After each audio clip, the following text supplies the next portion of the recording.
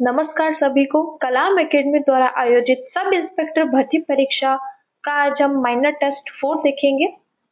ये GK GS वाले paper का है।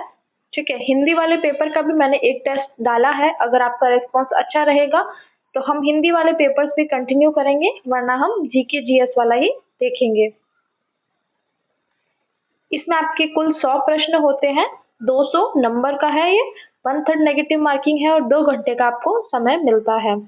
ठीक है, इसके पहले के सारे टेस्ट मैंने डाल दिए हैं, तो अगर आपने नहीं देखे हैं तो चैनल पे जाके देख लेना और नए हो तो सब्सक्राइब भी कर लेना। वीडियो अच्छा लगे तो लाइक करना। चलिए, पहला क्वेश्चन, नेजा, रिखिया, पगलिया आदि का संबंध किस लोक देवता से है? तो इसका करेक्ट आंसर हो जाएगा अपने सेकंड ऑप्शन जो है वो करेक्ट है। तो इसका सेकंड ऑप्शन जो है रामदेव जी करेक्ट हो जाएगा। नेजा, रिखिया और पगलिया ये सब जो है अपने रामदेव जी से संबंधित है। पगलिया क्या है?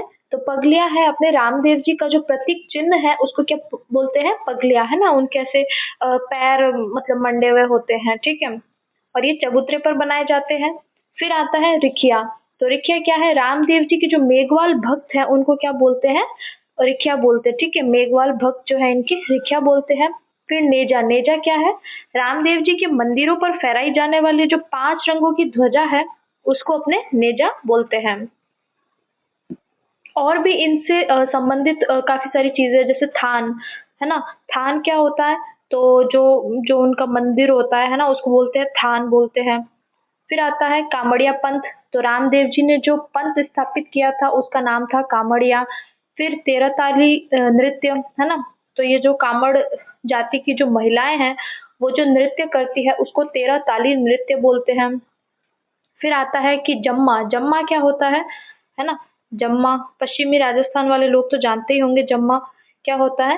रामदेव जी के नाम रात्रिकालीन जो जागरण होता है उसको क्या बोलते हैं? जम्मा बोलते हैं, जो जागरण होता है। ठीक है, फिर लीला, है ना। रामदेव जी का जो घोड़ा है उसको लीला बोलते हैं। फिर आता है देवरा, देवरा थान, ये सारे क्या है? उनके मंदिर हो जाते हैं रामदेव जी के। तो ये सारे अपने उनसे संबंधित हो गए हैं। चलिए नेक्स्ट क्वेश्चन पे चलते हैं। ये थोड़ा ब्लर ब्लर है, कोई बात नहीं, जो मैं बोल रही हूँ उसको आप आराम से सुन लेना। लोक देवता तेजाजी के संदर्भ में निम्न में से कौन सा कथन सही नहीं है? ठीक है, तेजाजी के बारे में कौन सा कथन सही नहीं है ये हमें बताना है। तो इसका करेक्ट आंसर हो जाएगा अपने सेकंड ऑप्शन करेक्ट है। इनके भोपे अविवाहित जाट होते हैं।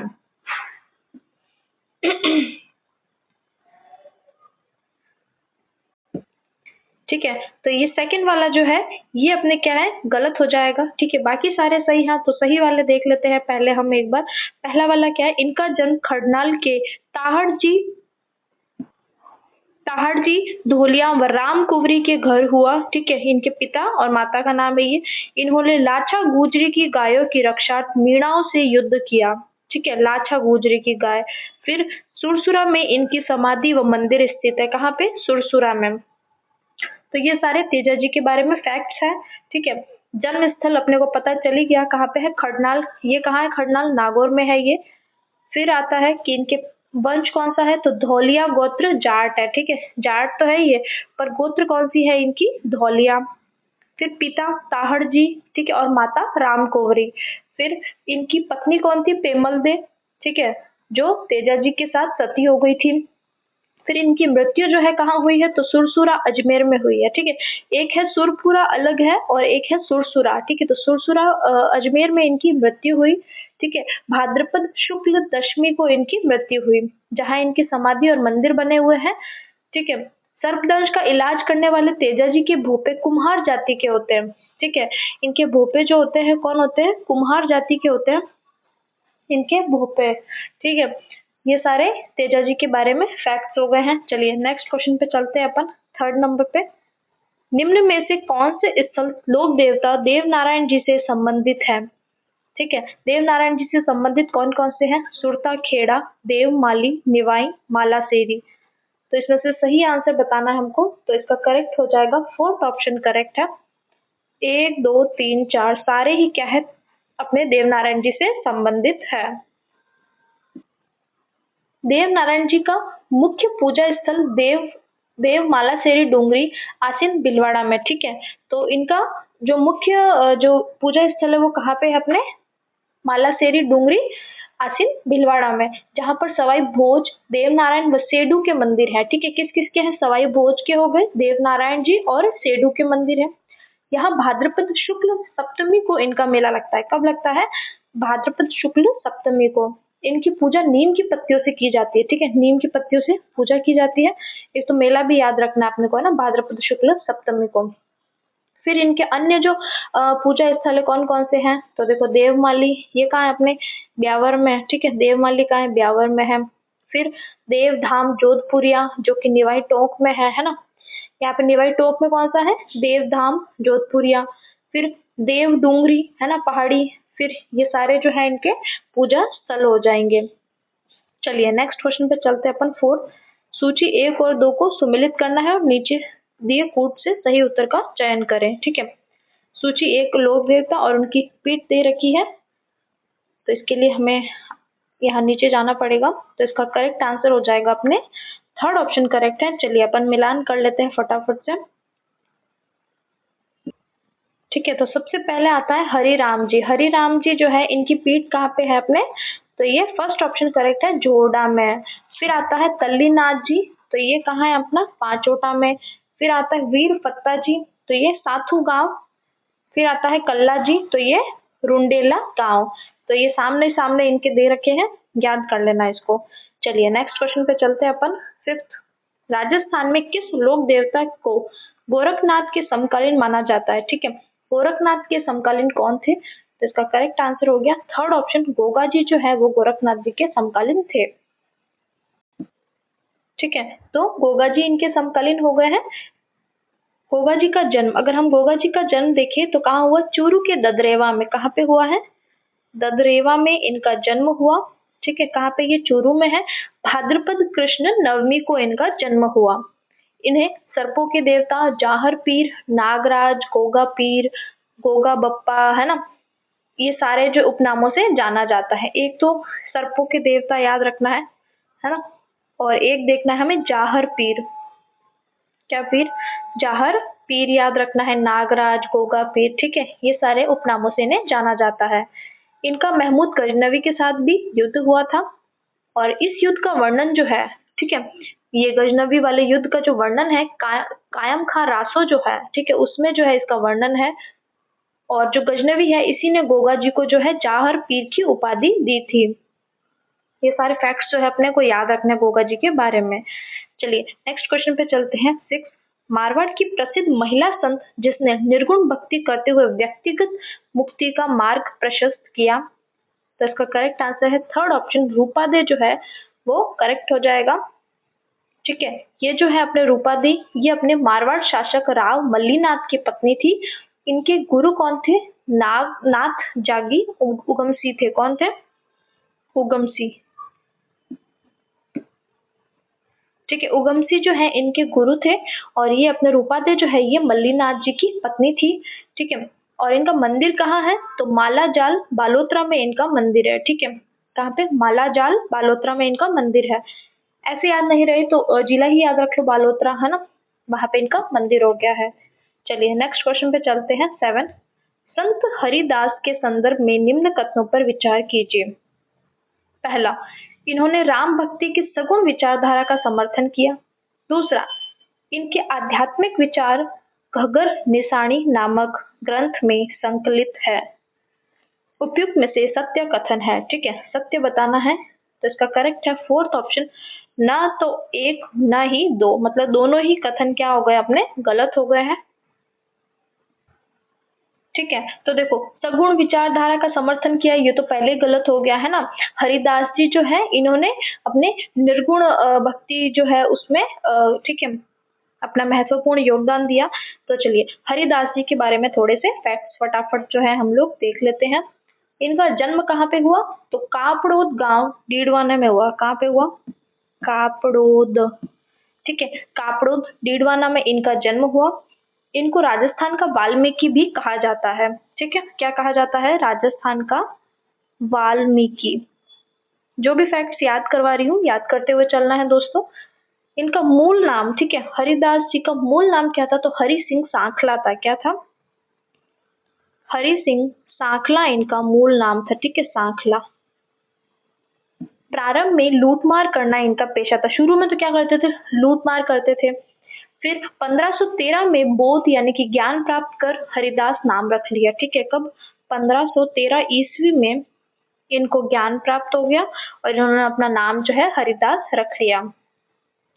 इनके जो विचार जो भी है ना, जो शिक्षा वगैरह है, वो किसमें ग्रंथ, कौन से ग्रंथ में संकलित है, तो एक तो आता है मंत्र राज प्रकाश और एक हरि पुरुष की वाणी, ठीक है। दो है, कौन कौन से हैं, मंत्र राज प्रकाश और हरि पुरुष की वाणी। ये दोनों में इनके जो है उपदेश जो है संकलित है। इन्होंने डीडवाना के पास एक तीखी डूंगरी जो नामक कोई जगह है, वहां पर कठिन तपस्या की और निर्गुण भक्ति का उपदेश देकर निरंजनी संप्रदाय चलाया, ठीक है। तो ये सगुण नहीं आएगा, यहाँ पे निर्गुण आएगा, है ना, इसलिए गलत हो गया है। निर्गुण भक्ति की और निरंजनी संप्रदाय चलाया, तो हरिदास जी ने कौन सा, निरंजनी संप्रदाय ये अपने चलाया, ठीक है। और फिर डीडवाना में जो है इनका देहांत हो गया। तो ये सारे जो फैक्ट्स हैं मैंने आपको बता दिए हैं, ठीक है। यहाँ निर्गुण आएगा और इनके विचार जो है कौन कौन सी दो ग्रंथ में संकलित है, मंत्र राज प्रकाश और हरि पुरुष की वाणी। चलिए नेक्स्ट क्वेश्चन पे चलते हैं फटाफट से। राजस्थान में परमहंस मंडली का संबंध किस संप्रदाय से रहा है, परमहंस मंडली, तो इसका करेक्ट आंसर हो गया अपने सेकंड ऑप्शन, जसनाती संप्रदाय जो है इसके संबंधित है ये, ठीक है, परमहंस मंडली। अब हम थोड़ा जसनाती संप्रदाय को भी देख लेते हैं फटाफट, ठीक है। इसकी स्थापना किसने की, तो जसनाथ जी ने की। कब की, तो 1504 में इसकी स्थापना की।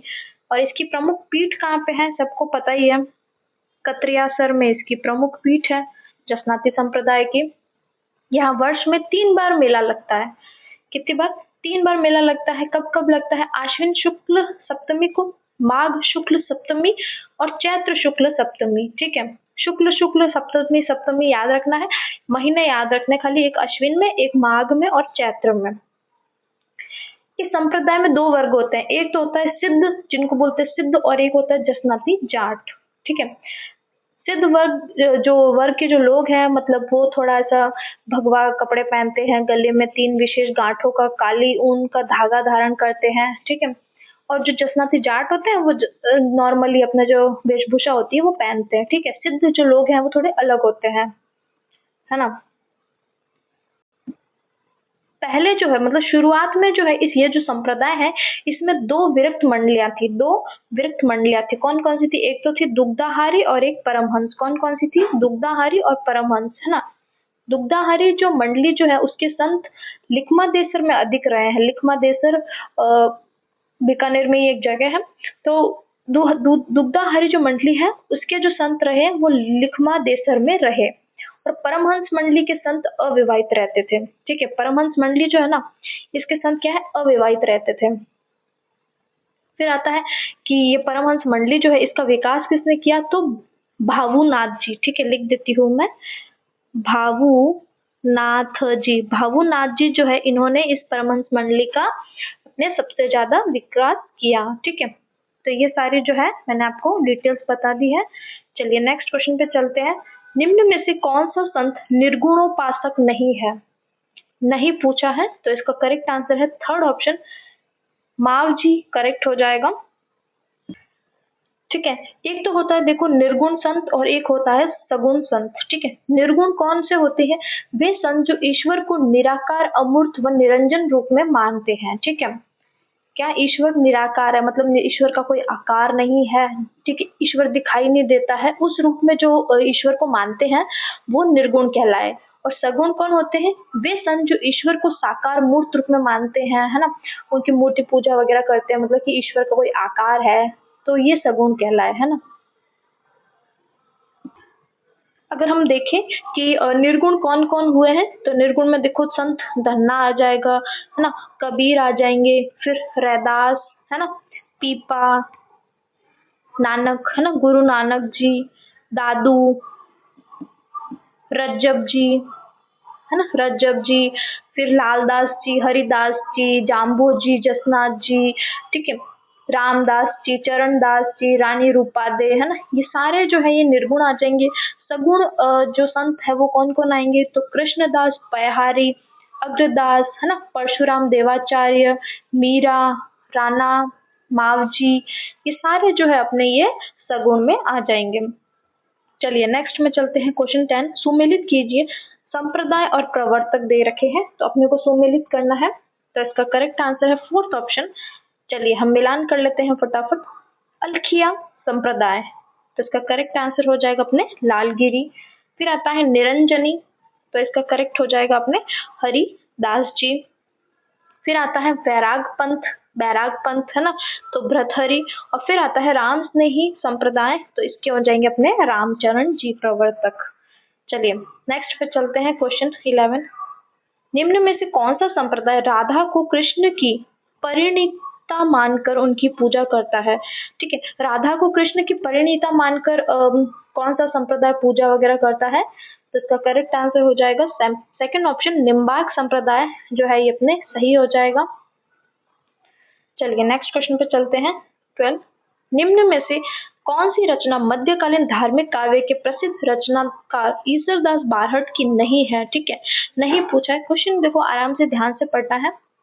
ठीक है, तो इसका करेक्ट आंसर हो जाएगा अपने सेकंड ऑप्शन करेक्ट है, वेली किशन रुक्मणेरी, ये अपने ईसरदास बारहट की नहीं है। ठीक है, तो अब हम थोड़ा सा ईसरदास बारहट जो है इनके बारे में देख लेते हैं कि इनका जन्म कहाँ हुआ। तो बाड़मेर जिले के भादरेस गांव में इनका जन्म हुआ। कौन सा? भादरेस। ठीक है, भादरेस गांव जो कि कहाँ है? बाड़मेर में इनका जन्म हुआ है। ये रोहड़िया शाखा के चारण थे। कौन सी शाखा? रोहड़िया शाखा के चारण थे। ठीक है, इन्होंने हरिरस, हाला झालारी कुंडलिया, है ना, बाल लीला, देवयान, राग कैलाश, ठीक है, और गुण आगम, ये काफी सारी जो है इन्होंने ग्रंथों की रचना की। ठीक है, और इनको लोग जो है दूसरा परमेश्वर के नाम से पुकारते थे। क्या? दूसरा परमेश्वर, परमेश्वर नाम से पुकारते थे। ठीक है, तो ये सारे अपने क्या है? करेक्ट हो जाएंगे। चलिए नेक्स्ट क्वेश्चन पे चलते हैं अपन फटाफट। 13, निम्न कथनों पर विचार कीजिए और नीचे दिए गए विकल्पों में से सही उत्तर का चयन कीजिए।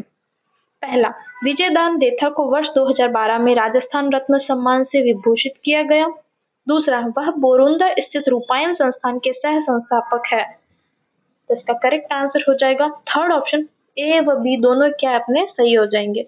ठीक है, पहला और दूसरा दोनों ही सही है कि भाई इनको 2012 में राजस्थान रत्न दिया गया और ये रूपायन संस्थान के सह संस्थापक है। और थोड़ा हम देख लेते हैं कि विजयदान देथा जो है इनका जन्म कहाँ हुआ।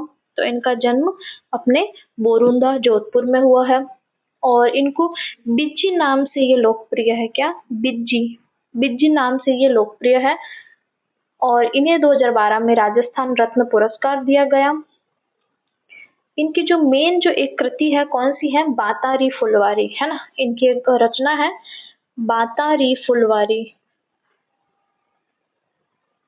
ठीक है, बातारी फुलवारी ये 14 खंडों में है। ठीक है, 14 खंडों में, याद करने इसके खंड, इससे पहले क्वेश्चन आ रखा है कि कितने खंडों में ये, तो अपने 14 खंडों में है। और 10वां जो खंड है इस रचना का, ये जो 14 में से जो 10वां खंड है उसको 1974 में केंद्रीय साहित्य अकादमी पुरस्कार मिला है। ठीक है, 10वें खंड को। और भी इनको पुरस्कार मिले जैसे भारतीय भाषा पुरस्कार, बिहारी पुरस्कार, राव सिंह पुरस्कार, पद्मश्री, राजस्थान रत्न, है ना, तो ये सारे पुरस्कार भी इनको मिल रखे हैं। चलिए नेक्स्ट क्वेश्चन पे चलते हैं हम। 14, निम्न में से बुद्धि विलास नामक ग्रंथ के लेखक है? तो इसका करेक्ट आंसर हो जाएगा थर्ड ऑप्शन, बखत राम शाह जो है वो अपने इसके बुद्धि विलास के रचनाकार है। चलिए नेक्स्ट क्वेश्चन पे चलते हैं। 15, निम्न में से अमर काव्य वंशावली व राज सिंह प्रशस्ति नामक ग्रंथों की रचना किस भाषा में की गई?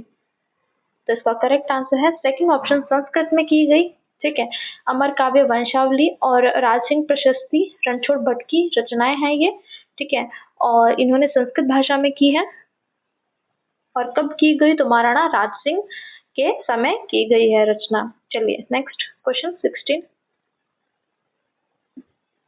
निम्न में से कौन सा युग्म सही सुमेलित नहीं है? तो इसका थर्ड ऑप्शन करेक्ट हो जाएगा, पवाड़ा किसी वंश या व्यक्ति विशेष की उपलब्धियों का वर्णन करने वाली रचना, ये अपने क्या है? गलत है। ठीक है, पवाड़ा क्या होता है देखो, बहादुर व्यक्तियों के विशेष कार्यों का वर्णन करने वाली लोक गाथा जो है या रचना पवाड़ा कहलाती है। लंबा कथानक होने के कारण इसे झीड़ा भी कहते हैं। ठीक है, तो वंश या व्यक्ति विशेष की उपलब्धियां नहीं है भाई इसमें, तो क्या है, जो बहादुर व्यक्ति होते हैं ना, कौन, बहादुर जो व्यक्ति होते हैं, बहादुर व्यक्तियों के विशेष कार्यों का वर्णन करने वाली जो लोक गाथा होती है या रचना, उसको पवाड़े बोलते हैं। ठीक है, और इसमें लंबा कथानक होने के कारण इसे झीड़ा भी कहा जाता है। क्या कहते हैं, झीड़ा। बाकी भी सारे सही हैं तो देख लेते हैं उनको। जैसे आख्यायिका, है ना, आख्यायिका ये क्या है, गद्य में लिखित जीवनी होती है। फिर रासो शासकों की प्रशंसा में लिखे गए ग्रंथ हैं। फिर विलास आमोद प्रमोद विषयक पहलुओं से युक्त जो रचना है उसको विलास कहते हैं। चलिए नेक्स्ट क्वेश्चन पे चलते हैं। 17 मारवाड़ रा परगनारी विगत नामक ग्रंथ में जोधपुर के अतिरिक्त कितने परगनों का इतिहास व प्रशासनिक प्रबंधन वर्णित है। ठीक है, तो इसका करेक्ट आंसर हो जाएगा अपने सेकंड ऑप्शन 6 जो है इसका आंसर हो जाएगा। ठीक है, मारवाड़ परंगरारी विगत जो है ये किसकी कृति है, किसने लिखा है, तो मोहनोत नैन्सी ने जो है इसको लिखा है। और ये मारवाड़ परगनारी विगत जो है इसको राजस्थान का गजेटियर भी कहा जाता है। क्या कहते हैं, गजेटियर। ठीक है, राजस्थान का गजेटियर कहा जाता है। इसकी तुलना जो है वो आईने अकबरी से की जाती है। इसमें मारवाड़ के 7 परगनों कौन कौन से हैं, जोधपुर, फलौदी, सोजत, मेड़ता, सिवाना, जैतारण, पोखरण के इतिहास और प्रशासनिक प्रबंध का वर्णन है। इसमें प्रत्येक गांव का संवत 1715 से 1719 तक का 5 वर्षीय सर्वेक्षण का विवरण दिया गया है। ठीक है, तो ये सारी चीजें जो है इसमें दे रखी है मारवाड़ परगनारी विगत में। चलिए अपन नेक्स्ट क्वेश्चन पे चलते हैं, है ना। तो ये देखो जोधपुर के अतिरिक्त लिखा था इसमें क्वेश्चन में। ठीक है, तो 6 आया, अगर जोधपुर मिला के तो अपन 7 होते, कुल 7 थे, कुल 7 थे। ठीक है, सातों के मैंने नाम आपको बता दिए। चलिए क्वेश्चन 18 बागड़ी, खैराड़ी, मेवाड़ी, गोड़वाड़ी आदि उपबोलियां है, तो इसका सेकंड ऑप्शन करेक्ट हो जाएगा। ये सारी उपबोलियां किसकी, अपने मारवाड़ी की है ना। चलिए नेक्स्ट क्वेश्चन पे चलते हैं। 19 राजस्थानी भाषा के संदर्भ में निम्न कथनों पर विचार कीजिए। पहला, मध्यकालीन राजस्थानी भाषा में गीत और दोहा प्रमुख छंद थे। दूसरा, इस समय डिंगल भाषा का प्रचलन हुआ जिस पर ब्रज भाषा का प्रभाव था। नीचे दिए गए विकल्पों में से सही उत्तर का आपने को चयन करना है, तो इसका फोर्थ ऑप्शन करेक्ट हो जाएगा। केवल एक सही है, दूसरा वाला क्या अपने गलत है। ठीक है, मध्यकालीन राजस्थानी भाषा में गीत और दोहा प्रमुख छंद थे, ये सही है। ठीक है, और इस समय डिंगल भाषा का प्रचलन हुआ जिस पर ब्रज भाषा का प्रभाव था। ठीक है, तो डिंगल पर जो है ना, डिंगल उस पर तो गुजराती का प्रभाव था। ठीक है, डिंगल भाषा जो है उस पर तो क्या है, गुजराती का प्रभाव था, जबकि जो पिंगल जो है उस पर ब्रज भाषा का प्रभाव था। ठीक है, जो पिंगल थी ना, डिंगल और पिंगल दो थी, तो पिंगल जो है उस पर ब्रज भाषा का प्रभाव था, इसलिए ये क्या अपने गलत हो गया है। और जो ये डिंगल है ये तो पश्चिमी राजस्थान में थी, और पिंगल जो है ये अपने पूर्वी राजस्थान में थी। चलिए नेक्स्ट पे चलते हैं अपन। 20 सूची 1 और 2 को सुमेलित करना है, बोली और उसका क्षेत्र। ठीक है, तो इसका करेक्ट आंसर हो जाएगा अपने थर्ड ऑप्शन जो है ना, वो क्या है अपने करेक्ट हो जाएगा। चलिए अब अपन मिलान कर लेते हैं फटाफट। सबसे पहले आता है जगरौती, तो जगरौती कहाँ बोली जाती है, अपने करौली में बोली जाती है। फिर आती है ढाटी, ढाटी कहाँ बोली जाती है, अपने बाड़मेर में बोली जाती है। फिर आती है ढटकी, तो ढटकी ये जैसलमेर में, और खैराड़ी ये अपने भीलवाड़ा में बोली जाती है। चलिए नेक्स्ट क्वेश्चन 21 कवि जोधराज द्वारा रचित हम्मीर रासो रचना राजस्थान की किस बोली में लिखी गई है। ठीक है, हम्मीर रासो की बोली पूछी है, तो इसका सेकंड ऑप्शन करेक्ट हो जाएगा। अहिरवाटी में ये लिखी गई है। ये अहिरवाटी जो है ये कहाँ पे बोली जाती है मुख्यतः, तो ये अलवर के कुछ क्षेत्र है वो बहरोड भरतपुर बहरोड कोटपुतली मुंडावर आदि क्षेत्रों में बोली जाती है। चलिए नेक्स्ट क्वेश्चन पे चलते हैं। 22 मारवाड़ी बोली के संदर्भ में सत्य कथनों की पहचान कीजिए। पहला, क्षेत्रफल की दृष्टि से बोली जाने वाली राजस्थान की दूसरी सबसे बड़ी बोली है। दूसरा, सोहटा छंद और मांड राग इस बोली की शिल्पगत विशेषताएं है। तो इसका करेक्ट आंसर हो जाएगा सेकंड ऑप्शन। केवल दो सही है, पहला वाला क्या है, गलत है ना। देखो, क्षेत्रफल की दृष्टि से बोली जाने वाली राजस्थान की पहली सबसे बड़ी बोली है, ठीक है। सबसे बड़ी बोली अपना मारवाड़ी ही है क्षेत्रफल की दृष्टि से देखे तो, है ना। और दूसरा वाला सो कथन है, ये तो अपने सही है ही।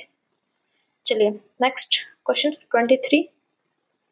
एक प्रश्न में एक प्रश्न और उसके बाद दो तर्क दिए गए हैं। आपको निर्णय लेना है कि कौन सा तर्क प्रश्न के संदर्भ में सशक्त है।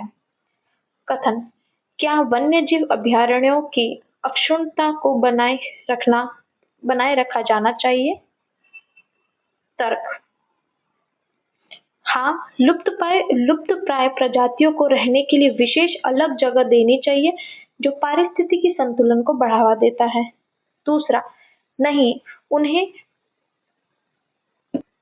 आय उत्पन्न करने के लिए अधिक से अधिक आगंतुकों को आकर्षित करना चाहिए। इसमें से अपने को सही आंसर जो है बताना है। तो इसका फर्स्ट ऑप्शन करेक्ट है, केवल तर्क एक सशक्त है, यानी कि पहला तर्क ही क्या है, सही है। दूसरा वाला तर्क जो है अपने गलत हो जाएगा, ठीक है। चलिए नेक्स्ट क्वेश्चन 24। थोड़ा ब्लर हो रहा है दोस्तों, तो मेरे को ध्यान नहीं रहा कि ये पेपर कैसा है, वरना मैं थोड़ा दूसरा देख के लाती। तो कोई नहीं, मैं बोल रही हूँ, आप लोग आराम से सुनते जाइए, ठीक है। और इसकी पीडीएफ जो है ना, मैं कल जो है अपने टेलीग्राम चैनल पे डाल दूंगी। तो जिन लोगों ने भी टेलीग्राम चैनल ज्वाइन नहीं कर रखा है, वो लोग उसको ज्वाइन कर लेना, ठीक है। निर्देश, निम्न कथन के आधार पर उचित मान्यताओं का चयन कीजिए। कथन, जल संकट का वास्तविक प्रभाव अगले 2 वर्षों में महसूस किया जाएगा। पंचायत प्रमुख का बयान, ठीक है। तो जो पंचायत प्रमुख है उन्होंने ये बयान दिया। मान्यताएं, जल स्तर नीचे जा रहा है। दूसरा, जल भंडारों के उचित रखरखाव की आवश्यकता है। तो इसमें से अपने को सही बताना है ना। तो इसका सेकंड ऑप्शन जो है वो करेक्ट हो जाएगा। दोनों ही अभिकथन निहित है, यानी कि दोनों ही कथन क्या है, सही है इसके हिसाब से, ठीक है। तो दोनों कथन सही हो जाएंगे। चलिए नेक्स्ट क्वेश्चन पे चलते हैं 25। नीचे दिए गए प्रत्येक प्रश्न के बाद 1, 2, 3 से क्रमांक के 3 तर्क दिए गए हैं। आपको यह तय करना होगा कि कौन सा तर्क प्रबल तर्क है और कौन सा दुर्बल तर्क है, ठीक है। कौन सा प्रबल है तर्क और कौन सा दुर्बल, ये हमें इसमें निश्चय करना होगा। कथन, क्या लड़कों के विवाह की न्यूनतम आयु घटाकर 18 वर्ष कर देनी चाहिए।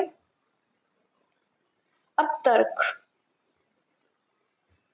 नहीं, 18 वर्ष का लड़का परिवार शुरू करने की जिम्मेदारी लेने में सक्षम नहीं होता। दूसरा, हाँ, चूंकि लड़कियों के विवाह की न्यूनतम आयु 18 वर्ष है, इसलिए लड़कों के लिए भी यही लागू होना चाहिए। तीसरा, नहीं, लड़कों को आत्मनिर्भर होने के बाद ही विवाह करने की अनुमति मिलनी चाहिए। तो इसमें से प्रबल तर्क कौन कौन से हैं ये हमें बताना है। तो इसका फर्स्ट ऑप्शन करेक्ट है, केवल एक प्रबल है, ठीक है। बाकी जो है थोड़े कम प्रबल हैं, है ना। ठीक है, पहला वाला तर्क जो है इसको जो है मजबूत माना गया है। क्यों? क्योंकि लड़कों की आयु 18 वर्ष आयु पूर्ण परिपक्व अवस्था को नहीं दर्शाता ना। 18 वर्ष तक का जब लड़के हो जाते हैं तो वो पूर्ण परिपक्व नहीं हो पाते हैं, जहाँ वे परिवार को संभालने की जिम्मेदारी ले सके, है ना। पूरे मैच्योर नहीं होते हैं कि भाई पूरा मतलब परिवार को संभाल सके। तथा तर्क एक और जो तर्क दूसरा और तीसरा जो है वो तुलनात्मक तर्क है जो दुर्बल है, ठीक है। ये क्या है, तुलनात्मक है, इसलिए ये दुर्बल है। पहला वाला ही क्या है, प्रबल है। चलिए नेक्स्ट पे चलते हैं। अब 26, दिए गए कथन पर विचार करें और तय करें कि दिए गए मान्यताओं में से कौन सी मान्यताएं कथन में निहित है। कथन, इस वर्ष अधिकांश दुकानें और डिपार्टमेंटल स्टोर अपने लक्ष्यों को पूरा करने के लिए खरीद पर पुरस्कार और छूट दे रहे हैं, है ना। कथन क्या है कि इस साल जो है जो भी दुकानें और जो स्टोर वगैरह हैं वो अपने लक्ष्य जो है उनको पूरा करने के लिए खरीद पर पुरस्कार और छूट दे रखे ताकि लोग ज्यादा से ज्यादा सामान खरीदें। मान्यताएं। पहला, दुकानों और डिपार्टमेंटल स्टोर ने अब तक बहुत अधिक लाभ अर्जित किया है, इसलिए अब उन्होंने अपने ग्राहकों के साथ इसे साझा करना शुरू कर दिया। दूसरा, बहुत सारे सामान उपलब्ध हैं लेकिन बिक्री संतोषजनक नहीं है। ठीक है, तो इसमें से हमको सही बताना है, तो इसका थर्ड ऑप्शन जो है ना वो क्या है, करेक्ट हो जाएगा। केवल मान्यता दो निहित है, यानी कि केवल दूसरी वाली निहित है, पहली वाली निहित नहीं है। देखो, दूसरी वाली निहित है और पहली वाली नहीं है, क्योंकि अगर अगर दुकानदार, देखो पहले वाले में क्या लिखा है कि बहुत ज्यादा लाभ अर्जित कर लिया इसलिए ग्राहकों से भी साझा कर रहे हैं। अगर उन्होंने बहुत ज्यादा लाभ कमा चुके होते तो उन्हें छूट और पुरस्कार देने की जरूरत ही नहीं होती है ना, इतना प्रॉफिट उन्होंने हो गया होगा।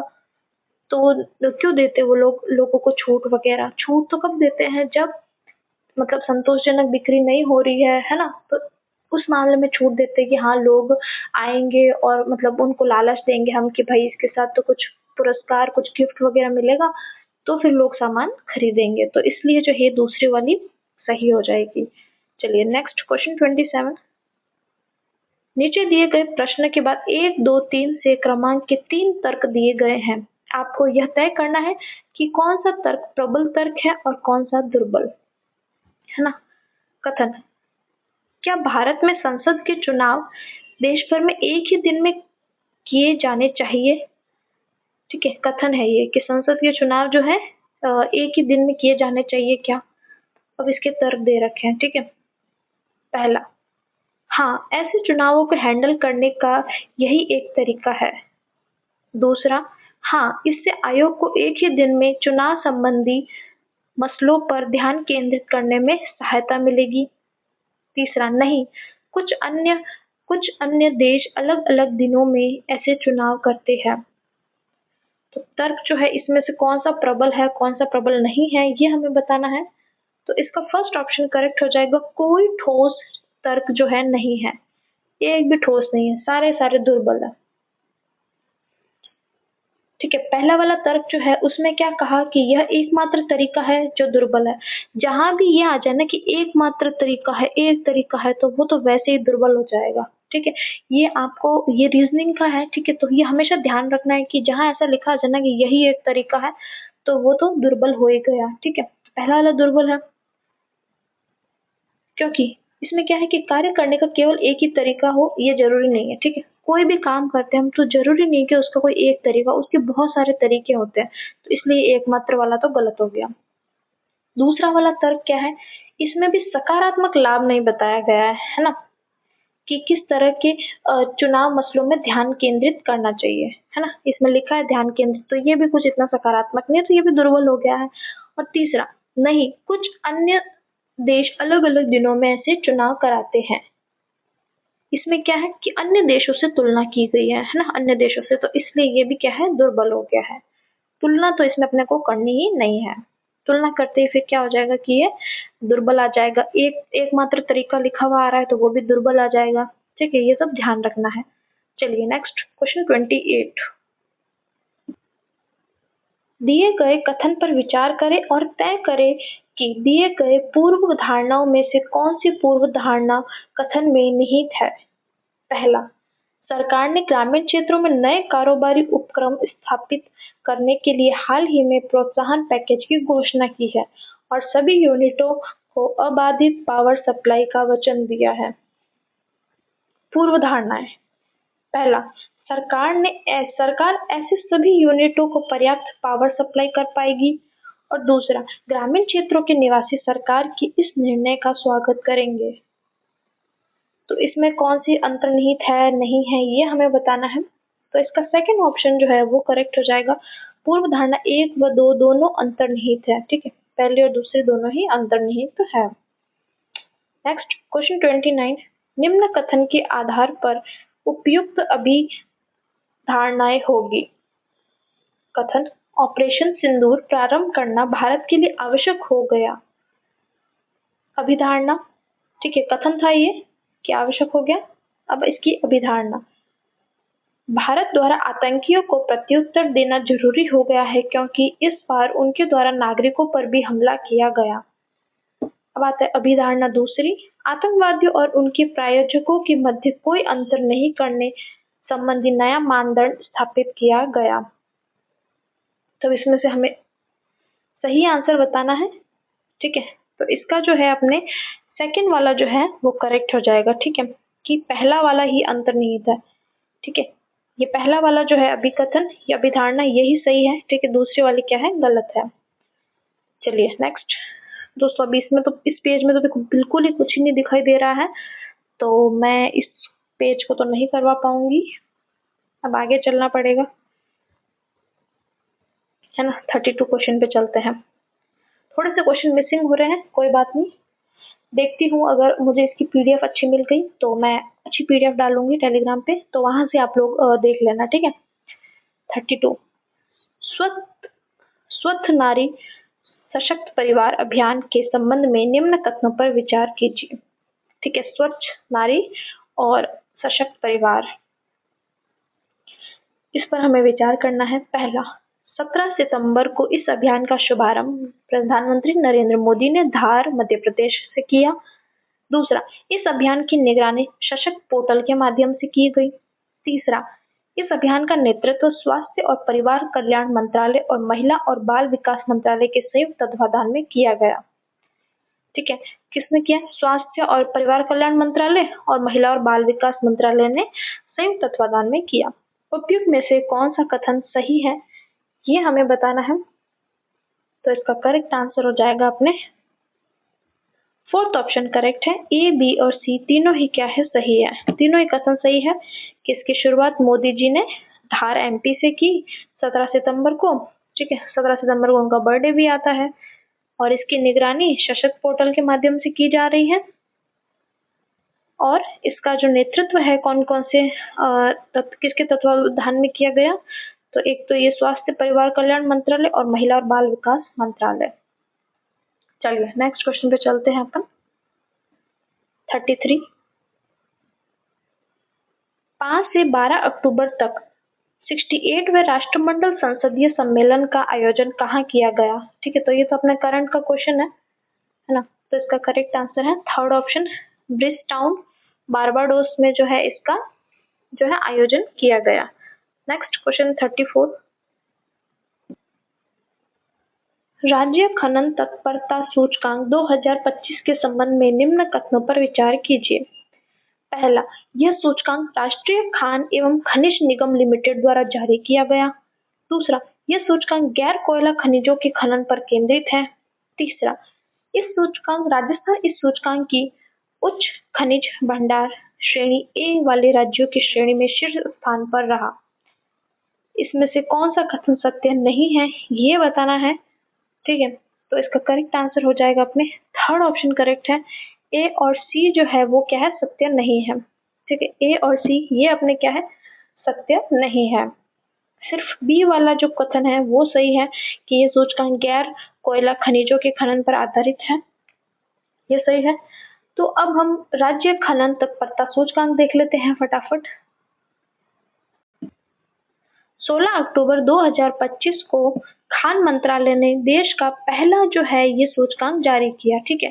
पहली बार ये जारी हुआ है, ठीक है, पहली बार जारी हुआ राज्य खनन तत्परता सूचकांक, ठीक है। खान मंत्रालय ने इसको जारी किया। ये सूचकांक मुख्यतः गैर कोयला खनिजों के खनन पर केंद्रित है, जो हम देख ही चुके हैं। राजस्थान इस सूचकांक की उच्च खनिज भंडार श्रेणी ए वाले राज्यों की श्रेणी में द्वितीय स्थान पर रहा, है ना। राजस्थान इसमें जो है शीर्ष स्थान नहीं कि द्वितीय स्थान पर रहा, ठीक है। सेकंड नंबर पे राजस्थान रहा है श्रेणी ए में। शीर्ष पर जो है कौन सा रहा है एमपी, सबसे पहले एमपी फिर राजस्थान श्रेणी ए में। तो ये जो है अपने करेक्ट हो जाएगा, ठीक है।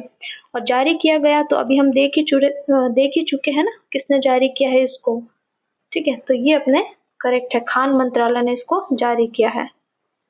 चलिए नेक्स्ट क्वेश्चन पे चलते हैं। 35 8वें वेतन आयोग के संबंध में निम्न कथनों पर विचार कीजिए। 8वें वेतन आयोग की बात हो रही है। ए, 28 अक्टूबर 2025 को केंद्रीय मंत्रिमंडल द्वारा इसके गठन की मंजूरी प्रदान की गई। कब? 28 अक्टूबर को।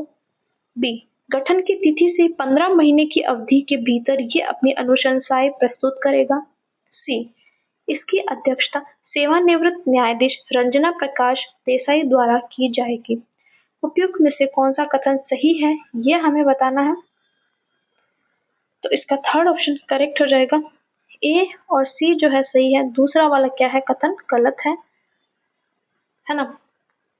तो पहला वाला क्या है कि भाई 28 अक्टूबर 2025 को इसको मंजूरी मिल गई, और तीसरा वाला क्या है कि इसकी जो अध्यक्षता है कौन करेगी, रंजना प्रकाश देसाई जो है ये अपने इसकी अध्यक्षता करेंगे। ठीक है, और दूसरा वाला जो है कि 15 महीने के अंदर अंदर जो है अनुशंसा, 15 महीने नहीं, कितने, 18 महीने। ठीक है, 18 महीने के अंदर अंदर जो है ये अपने अनुशंसाएं देगा, और इसकी सिफारिशें जो है सामान्यतः 1 जनवरी 2026 से लागू करना अपेक्षित है। कब से? 1 जनवरी 2026 से। ठीक है, और इस आयोग में जो है, ये जो आयोग है 8वां वेतन आयोग, इसमें एक अध्यक्ष, एक अंशकालिक सदस्य और एक सदस्य सचिव शामिल होगा। ठीक है, एक तो अध्यक्ष होगा जो कौन है, रंजना प्रकाश देसाई है। ठीक है, फिर एक क्या होगा, अंशकालिक सदस्य होगा, और एक जो है सदस्य सचिव होगा। ठीक है, तो इसके भी नाम याद रखने पड़ेंगे कि अध्यक्ष तो कौन है, रंजना प्रकाश देसाई, और सदस्य सचिव जो है, ठीक है, सदस्य सचिव वो कौन है, पंकज जैन। कौन है? पंकज जैन जो है इसके सदस्य सचिव हो जाएंगे। और इसके जो अंशकालीन सदस्य है वो कौन है, प्रोफेसर पुलक घोष। ठीक है, कौन है, प्रोफेसर पुलक घोष जो है इसके अंशकालिक सदस्य हो जाएंगे। तो ये सारी चीजें जो हमने 8वें वेतन आयोग के बारे में देख ली हैं। चलिए नेक्स्ट क्वेश्चन 36। आज वीडियो लग रहा है थोड़ा सा लंबा बन जाएगा, ठीक है, क्योंकि देखो एक्सप्लेन करते हुए चल रही हूँ तो टाइम लग सकता है। युवा वैज्ञानिकों को प्रोत्साहन देने के लिए भारत ने किस देश के साथ मिलकर रामानुजन जूनियर रिसर्च प्रोग्राम शुरू किया है? तो इसका फर्स्ट ऑप्शन करेक्ट हो जाएगा, ब्रिटेन के साथ जो है ये प्रोग्राम शुरू किया है हमने। Next question 37। 5 अक्टूबर 2025 को केंद्रीय गृह मंत्री अमित शाह ने देश के पहले सहकारी multi field compressed biogas CBG plant का उद्घाटन किस स्थान पर किया? तो इसका फोर्थ ऑप्शन करेक्ट हो जाएगा, कोपर अहिल्यानगर महाराष्ट्र में जो है इन्होंने इसका उद्घाटन किया है। चलिए नेक्स्ट क्वेश्चन 38। ये पता नहीं सारा पेपर ही ऐसा आया है कि पता नहीं क्या, कोई नहीं, चलिए देखते हैं, कोई नहीं। 38 क्वेश्चन, निम्न कथनों पर विचार कीजिए। ए, 14 अक्टूबर को यूएन महासभा में हुए चुनाव में भारत एशिया प्रशांत समूह से यूएनएचआरसी का सदस्य चुना गया। ठीक है, ये क्या लिखा है, यूएनएचआरसी। ठीक है, तो एशिया प्रशांत समूह से भारत जो है सदस्य चुना गया, ऐसा बोल रहा है। दूसरा, भारत वर्ष 2026 से 28 तक यूएनएचआरसी का सदस्य रहेगा। और तीसरा, भारत के साथ एशिया प्रशांत समूह से ईरान, थाईलैंड व पाकिस्तान भी यूएनएचआरसी के सदस्य निर्वाचित हुए। उपयुक्त में से कौन सा कथन सही है, ये हमें बताना है। तो इसका पहला ही ऑप्शन करेक्ट हो जाएगा, केवल ए और बी, यानी कि ए और बी सही है, सी वाला क्या है अपने गलत हो जाएगा। कि भाई पहला तो ये कि 14 अक्टूबर को यूएन महासभा में चुनाव हुए जिसमें भारत एशिया प्रशांत समूह से जो है यूएनएचआरसी का जो है सदस्य चुना गया है। ठीक है, इसके बाद भारत 2026 से 28 तक जो है इसका सदस्य रहेगा, है ना। और इसके साथ ही इराक, देखो ईरान नहीं है, क्या है, इराक है। इराक, पाकिस्तान और वियतनाम भी इस कार्यकाल हेतु इसके सदस्य निर्वाचित हुए हैं। तो इराक हो गया, पाकिस्तान हो गया, और कौन सा, वियतनाम। ये देख लेना आप, ठीक है, वियतनाम। भारत, पाकिस्तान, इराक और वियतनाम ये भी इसके क्या है, सदस्य निर्वाचित हुए हैं। तो ये थाईलैंड वगैरह तो गलत हो जाएगा, इसलिए गलत हो गया तीसरा वाला, है ना। चलिए नेक्स्ट पे 39। नोबेल पुरस्कार 2025 के संबंध में निम्न को सही सुमेलित कीजिए। ठीक है, नोबेल पुरस्कारों की बात हो रही है, श्रेणी और उसके विजेता दिए गए हैं। तो इसका करेक्ट आंसर हो जाएगा अपने सेकंड ऑप्शन करेक्ट है। चलिए हम मिलान कर लेते हैं फटाफट। तो शांति जो पुरस्कार है, नोबेल पुरस्कार, वो किसको मिला है? अपने फोर्थ ऑप्शन करेक्ट है, मारिया कोरिना, ठीक है, माचाडो, ठीक है, शांति मारिया कोरिना माचाडो। फिर देखो मतलब थोड़ा ट्रिक लगा के याद करेंगे तो याद हो जाएगा। देखो शांति, शांति चाहिए तो भाई मारिया यानी मारा मारी मत करो, माचाडो मतलब ऐसे मतलब हल्ला वगैरह मत करो, है ना, इस तरीके से याद कर सकते हो। फिर आता है साहित्य, तो साहित्य वाला किसको मिला है अपने? ये थर्ड ऑप्शन करेक्ट है, लास्चलो क्रासना हो कोई। फिर आता है अर्थशास्त्र, तो अर्थशास्त्र का मिला है अपने पीटर हॉविट। किसको मिला है? पीटर हॉविट को मिला है। और फिर भौतिक विज्ञान का जो है वो किसको मिला है? जॉन एम मार्टिनेस, ठीक है, भौतिक का जॉन एम मार्टिनेस को मिला है। चलिए नेक्स्ट क्वेश्चन पे चलते हैं अपन। 40 राष्ट्रीय विज्ञान पुरस्कार के अंतर्गत दिया जाने वाला विज्ञान रत्न श्रेणी का पुरस्कार वर्ष 2025 हेतु किसे प्रदान किया गया? तो इसका सेकंड ऑप्शन करेक्ट हो जाएगा, प्रोफेसर जयंत विष्णु नार्लिकर जो है, इनको जो है ये पुरस्कार दिया गया है। नेक्स्ट क्वेश्चन पे चलते हैं 41। ये सारे देखो करंट अफेयर्स के क्वेश्चन है ना, अगर आपने पढ़ा है तो आपको आ जाएगा, नहीं पढ़ा है तो कितनी भी कोशिश कर लो नहीं आएगा। अभी भी टाइम है, जिसने भी करंट अफेयर्स नहीं किया है फटाफट से कर लो। वर्ल्ड पैरा एथलेटिक चैंपियनशिप 2025 के संबंध में निम्न कथनों पर विचार कीजिए। ए, इस प्रतियोगिता का आयोजन 27 सितंबर से 5 अक्टूबर तक जवाहरलाल नेहरू स्टेडियम नई दिल्ली में किया गया। बी, इस प्रतियोगिता में भारत कुल 22 पदक, ये पदक लिखा है, ठीक है, 22 पदक जीतकर पदक तालिका में 10वें स्थान पर रहा। उपयुक्त में से कौन सा कथन सही है, ये हमें बताना है। तो इसका थर्ड ऑप्शन करेक्ट हो जाएगा, ए और बी दोनों ही कथन अपने क्या है, सही है। तो अब हम पहले वर्ल्ड पैरा एथलेटिक चैंपियनशिप को थोड़ा सा डिटेल में देख लेते हैं, ठीक है। पहली बात तो ये कि ये इसका संस्करण कौन सा था, तो ये 12वां संस्करण था।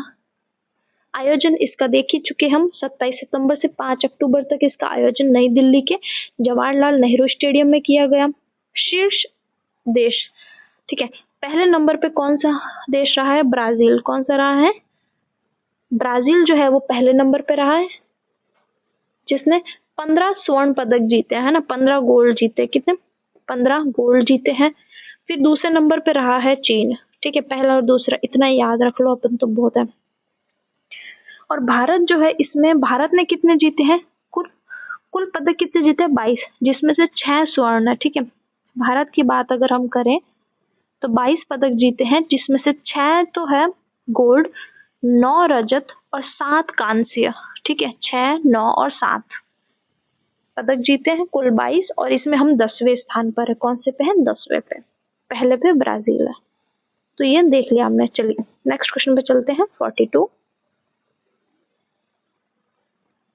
24 अक्टूबर को भारतीय तटरक्षक बल ने गोवा शिपयार्ड लिमिटेड द्वारा निर्मित किन 2 तीव्र गति के उन्नत गश्ती नौकाओं का गोवा में जलावतरण किया है? तो इसका सेकंड ऑप्शन करेक्ट हो जाएगा, आईसीजीएस अजित और आईसीजीएस अपराजित जो है ये अपने क्या है, सही हो जाएगा। चलिए नेक्स्ट क्वेश्चन 43। 5 से 12 अक्टूबर तक पश्चिम तट पर युद्धाभ्यास कोंकण 2025 किन 2 देशों के मध्य आयोजित हुआ? तो इसका सेकंड ऑप्शन करेक्ट है, भारत ब्रिटेन के बीच जो है ये युद्धाभ्यास कोंकण 2025 आयोजित हुआ। नेक्स्ट क्वेश्चन पे चलते हैं 44। 5 अक्टूबर 2025 को केंद्रीय वन और पर्यावरण मंत्री भूपेंद्र यादव ने राजस्थान के पहले नमो बायोडायवर्सिटी पार्क नमो वन का उद्घाटन कहाँ किया? ठीक है, तो पहला नमो वन जो है वो कहाँ उद्घाटन हुआ है? तो सेकंड ऑप्शन करेक्ट है, प्रताप बांध अलवर में जो है इसका जो है अपने ये उद्घाटन किया गया। चलिए नेक्स्ट क्वेश्चन 45। राजस्थान राज्य मानवाधिकार आयोग के विषय में दिए गए कथनों में कौन सा कथन गलत है?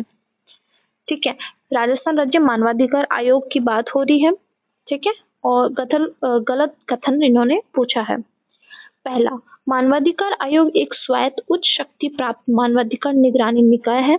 दूसरा, यह आयोग मानवाधिकार संरक्षण अधिनियम 1999 से अपने अधिकार प्राप्त करता है। तीसरा, आयोग में मानव अधिकार संरक्षण अधिनियम 2006 के प्रावधानों के अनुसार एक अध्यक्ष और 2 सदस्य होते हैं। ठीक है, तो इसमें अपने को गलत कथन बताना है, तो करेक्ट आंसर हो जाएगा थर्ड ऑप्शन जो है वो करेक्ट है। केवल कथन बी जो है वो गलत है। ठीक है, कौन सा बी वाला है ना वो गलत है, बाकी जो है ए और सी क्या आपने सही है, ये दोनों सही है, ये वाला गलत है। ठीक है, चलिए नेक्स्ट क्वेश्चन पे चलते हैं अपन।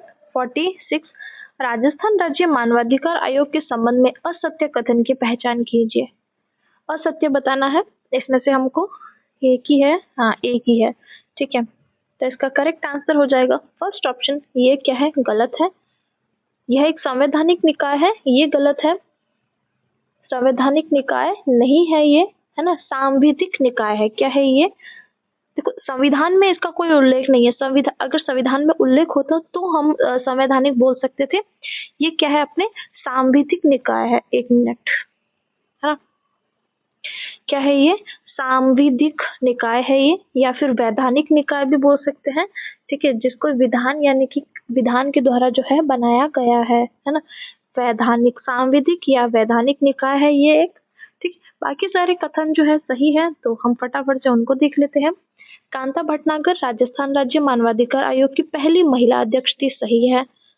फिर अध्यक्ष और सदस्यों का कार्यकाल 3 वर्ष की अवधि या 70 वर्ष की आयु जो भी पहले हो होता है। ठीक है, 370 याद रखना है। आयोग के वर्तमान अध्यक्ष न्यायमूर्ति गंगाराम मूलचंदानी है, ये भी क्या है, सही है। चलिए नेक्स्ट क्वेश्चन में चलते हैं फटाफट से। 47, राजस्थान राज्य मानवाधिकार आयोग के प्रावधान व उनसे संबंधित अधिनियम की धाराओं में असुमेलित को छांटिए। ठीक है, प्रावधान और धारा दे रखी है, तो इसका फोर्थ ऑप्शन जो करेक्ट हो जाएगा, ये असुमेलित है। कार्यवाहक अध्यक्ष धारा 26, ये क्या है, अपने गलत है। ठीक है, कार्यवाहक अध्यक्ष जो है धारा 25 में दे रखा है। बाकी सब सही है। नियुक्ति धारा 22 में है, वित्तीय स्वायत्तता 33 में है, वैधानिक गारंटी 23 में है। चलिए नेक्स्ट क्वेश्चन पे चलते हैं। 48, राजस्थान राज्य मानवाधिकार आयोग द्वारा प्राधिकारी राज्य सरकार को भेजी गई रिपोर्ट अनुशंसाओं के बारे में की गई कार्यवाही की सूचना आयोग को कितने समय में भेजनी आवश्यक है। ठीक है, तो सूचना आयोग कितने टाइम में भेजेंगे ये, तो करेक्ट आंसर हो जाएगा अपने फर्स्ट ऑप्शन, 1 माह के अंदर अंदर जो है इसको भेजनी होती है। नेक्स्ट क्वेश्चन 49, निम्न में से कौन राजस्थान राज्य सूचना आयुक्तों की नियुक्ति समिति में सम्मिलित नहीं होता है। ठीक है, जो अपने जो राजस्थान के जो सूचना आयुक्त जो है उनकी नियुक्ति समिति जो है उसमें कौन सम्मिलित नहीं होता है, ये बताना है। तो इसका सेकंड ऑप्शन करेक्ट हो जाएगा, उच्च न्यायालय का मुख्य न्यायाधीश, ये अपने क्या है, इसमें सम्मिलित नहीं होता है। ठीक है, तो देखो इनकी नियुक्ति जो है ना, राजस्थान जो मुख्य सूचना आयुक्त है और अन्य जो सूचना आयुक्त है, इनकी नियुक्ति तो राज्यपाल करता है। ठीक है, लेकिन वो राज्यपाल अपने मन से नहीं करता है, एक समिति की सिफारिश पर करता है, और उस समिति में 3 तरह के सदस्य होते हैं। ठीक है, 3, सबसे पहले तो आएगा मुख्यमंत्री, यानी कि सीएम जो है इसका अध्यक्ष होता है इस समिति का। ठीक है, पीएम नहीं, ये सीएम लिखा है ना। सबसे 3 सदस्य होंगे, सबसे पहले सीएम आ जाएगा जो इसका अध्यक्ष होगा। फिर विधानसभा में विपक्ष का नेता जो है ना वो हो जाएगा, और फिर मुख्यमंत्री द्वारा मनोनीत कैबिनेट मंत्री। ठीक है, और एक कौन होगा, अपने एक कैबिनेट मंत्री होगा जिसको मुख्यमंत्री मनोनीत करेगा। तो ये 3 सदस्य होंगे, सीएम होगा, ठीक है, विधानसभा में विपक्ष का नेता, और एक कैबिनेट मंत्री होगा। चलिए नेक्स्ट क्वेश्चन पे चलते हैं। 50, निम्न कथनों पर विचार कीजिए। पहला, राजस्थान राज्य सूचना आयोग के न्यायिक कार्यों के प्रबंधन के लिए राजस्थान सूचना आयोग प्रबंध विनियम 2007 बनाए गए। दूसरा, सूचना का अधिकार अधिनियम 2005 की धारा 15 के तहत राजस्थान राज्य सूचना आयोग का गठन किया गया। उपयुक्त में से असत्य कथन है, ठीक है, इसमें से हमको असत्य बताना है, तो इसका फोर्थ ऑप्शन करेक्ट हो जाएगा, ना तो एक और ना ही दूसरा, यानी कि दोनों कथन क्या है, सही है, दोनों ही सही है, गलत एक भी नहीं है। चलिए नेक्स्ट क्वेश्चन पे चलते हैं अपन। 51 सूचना का अधिकार अधिनियम 2005 की किस धारा के अंतर्गत राजस्थान के लोक अधिकारी पर राज्य सूचना आयोग का आदेश बाध्यकारी होगा? तो इसका फोर्थ ऑप्शन करेक्ट हो जाएगा, 19(7) जो है उसमें जो है ये करेक्ट आंसर हो गया है। चलिए नेक्स्ट क्वेश्चन पे चलते हैं। राजस्थान राज्य सूचना आयोग के संदर्भ में असत्य कथन का चयन कीजिए, ठीक है, असत्य बताना है हमें इसमें, तो इसका सेकंड ऑप्शन जो है वो करेक्ट है। आयोग की कार्यवाही का संचालन अंग्रेजी, हिंदी और राजस्थानी में किया जाता है, ये क्या है अपने असत्य हो गया है ना, ठीक है। आयोग के कार्यवाही का संचालन जो है वो अंग्रेजी और हिंदी में किया जाता है सिर्फ, ठीक है, राजस्थानी में नहीं, अंग्रेजी और हिंदी में जो है इसका संचालन किया जाएगा। बाकी सारे जो है देखो सही है, तो फटाफट देख लेते हैं।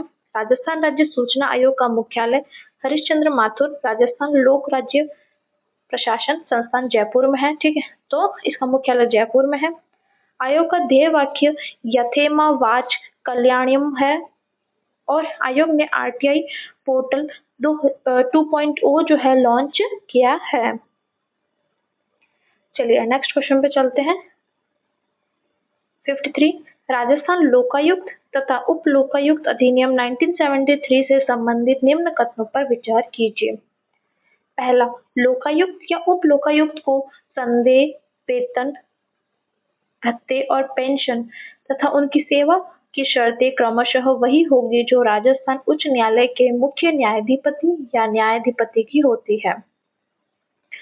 दूसरा, लोकायुक्त या उप लोकायुक्त राजस्थान उच्च न्यायालय के मुख्य न्यायाधिपति को संबोधित अपने हस्ताक्षर युक्त त्याग पत्र द्वारा अपना पद त्याग सकेगा। सही उत्तर का अपने को चयन करना है इसमें से, तो इसका फर्स्ट ऑप्शन करेक्ट हो जाएगा, केवल एक जो है वो सही है, ठीक है, पहला वाला क्या है सही है, दूसरा वाला कथन अपने क्या है गलत हो जाएगा, ठीक है। जो लोकायुक्त और उप लोकायुक्त राज्यपाल को संबंधित अपना जो है त्याग पत्र से पद छोड़ सकते हैं, है ना, क्या आएगा यहाँ पे मुख्य न्यायाधिपति, मुख्य न्यायाधीश नहीं, क्या आएगा राज्यपाल, है ना, राज्यपाल जो है उसको संबंधित जो है अपना त्याग पत्र दे सकते हैं। बाकी पहला वाला कथन क्या है अपने सही है। चलिए नेक्स्ट क्वेश्चन 54, फिर से ब्लर ब्लर होने लग गया दोस्तों, क्या ही करें आज तो पता ही नहीं, समझ ही नहीं आ रहा, कोई नहीं, ठीक है, ऐसी बाधाएं तो छोटी मोटी बाधाएं तो आती रहती है, और हमें जो है हिम्मत नहीं हारनी है, हमें तो बस ऐसा ही बनना है इस बार वाली भर्ती में, और पोस्ट भी देखो काफी अच्छी है ना, तो जम के तैयारी करो दोस्तों, अभी टाइम थोड़ा कम ही बचा है ना। और दोस्तों अगर वीडियो अच्छा लगे तो लाइक करना, ठीक है, मेरे समझाने का तरीका आप लोगों को पता नहीं कैसा लगता है, मेरे को तो ये भी समझ नहीं आता अच्छा लगता है कि नहीं लगता है, या ऐसा तो नहीं है कि मतलब मैं खाली क्वेश्चन आंसर समझाए जा रही हूँ तो आपको बोरिंग भी फील हो रहा है ना, तो ये भी बता देना कि भाई बीच में मजाक मस्ती भी करनी है, क्योंकि देखो मैं तो ऐसा सोचती हूँ कि यार टाइम पास ना हो बिल्कुल भी, है ना, आप यहाँ 1 घंटे पढ़ने के पर्पज से आए तो वो पढ़ाई हो, तो मैं ये सोच के मजाक मस्ती नहीं करती हूँ, फिर भी अगर आपको लगता है तो मेरे को बताना और कमेंट करना, ठीक है, लाइक करना वीडियो को, और अपने दोस्तों तक भी शेयर करो यार, है ना, खुद ही अकेले अकेले देख रहे हो। चलिए क्वेश्चन 54 करते हैं हम। राजस्थान लोकायुक्त तथा उप लोकायुक्त अधिनियम 1973 में दी गई परिभाषाओं से संबंधित निम्न कथनों पर विचार कीजिए। पहला, मंत्री से राजस्थान राज्य की मंत्रिपरिषद का कोई सदस्य अभिप्रेरित है जो चाहे किसी भी नाम से ज्ञात हो, अर्थात मंत्री, राज्य मंत्री या उप मंत्री। बी, अधिकारी से राजस्थान राज्य के क्रियाकलापों के संबंध में किसी लोक सेवा में या लोक पद पर नियुक्ति अभिप्रेत है। सही विकल्प का अपने को चयन करना है इसमें, तो इसका सेकंड ऑप्शन जो है वो करेक्ट हो जाएगा, केवल बी जो है ये सही है, पहला वाला कथन क्या है अपने गलत हो जाएगा। चलिए नेक्स्ट क्वेश्चन 55, निम्न में से कौन राजस्थान लोकायुक्त के क्षेत्राधिकार में नहीं आते हैं? ठीक है, तो लोकायुक्त के क्षेत्राधिकार में कौन नहीं आते हैं? ये हमें बताना है। तो इसका फोर्थ ऑप्शन जो है करेक्ट हो जाएगा, राजस्थान लोक सेवा आयोग के अध्यक्ष और सदस्य ये जो है इसके क्षेत्राधिकार में नहीं आते हैं। चलिए नेक्स्ट क्वेश्चन पे चलते हैं अपन। ये देखो फिर से ब्लर ब्लर हो गया है, तो क्या ही पढ़ाऊं इसमें मैं आपको, मुझे खुद ही समझ नहीं आ रहा है कि ये क्या लिखा है। कोई नहीं, थोड़े बहुत क्वेश्चन हो जाता है कभी कभी। क्वेश्चन 60 पे चलते हैं अपन। राजस्थान भू राजस्व अधिनियम की धारा 75(1) व 76(1) के अनुसार राजस्व अपीलीय अधिकारी के रूप में किसे प्राधिकृत किया गया है? ठीक है, राजस्व अपीलीय अधिकारी बताना है हमको इसमें। तो करेक्ट आंसर हो जाएगा अपने फर्स्ट ऑप्शन, संभागीय आयुक्त जो है ये अपने क्या है सही हो जाएगा। चलिए नेक्स्ट क्वेश्चन पे चलते हैं। 61, यदि तरह के गणित के क्वेश्चन आ गए हैं। यदि किसी धन पर 2 वर्ष के लिए लगा साधारण ब्याज मूलधन से 800 रुपए कम है, यदि दर 10% हो तो मूलधन होगा। ठीक है, तो मूलधन बताना है अपने को इसमें। तो इसका थर्ड ऑप्शन करेक्ट हो जाएगा 1000 रुपए। क्वेश्चन 62, कोई राशि 5% की दर से 3 वर्ष के लिए उधार दी जाती है। यदि उसी साधारण ब्याज की दर से 5 वर्ष के लिए उधार दी जाए तो 25 रुपए अधिक साधारण ब्याज प्राप्त होता है, तो वह राशि होगी।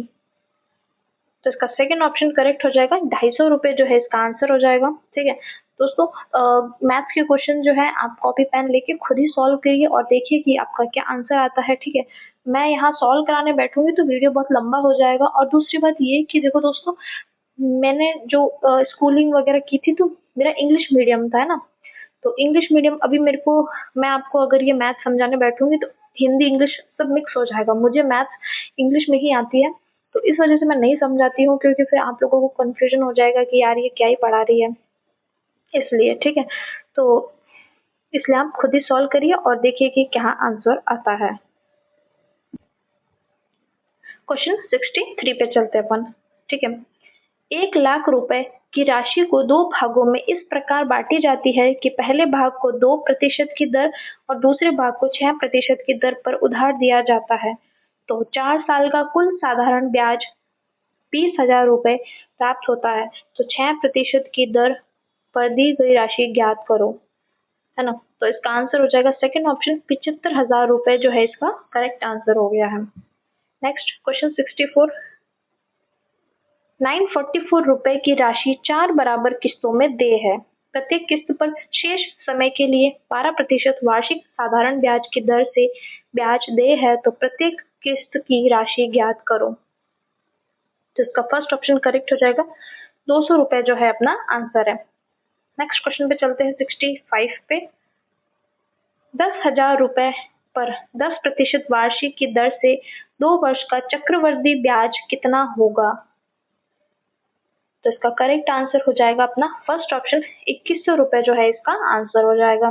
ठीक है, कोई क्वेश्चन में अगर आपको डाउट वगैरह होता है तो आप कमेंट कर सकते हो। ठीक है, मैं उसका आंसर आपको बता दूंगी। ठीक है, चलिए नेक्स्ट क्वेश्चन 66, एक व्यक्ति एक बैंक में 15.4% साधारण ब्याज की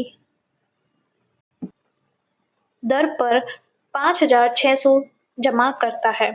उसके 6 महीने बाद वह 3,200 रुपए तब तक के ब्याज के साथ बैंक से निकाल लेता है तथा पुनः 6 महीने बाद वह अपनी शेष राशि भी वापस ले लेता है।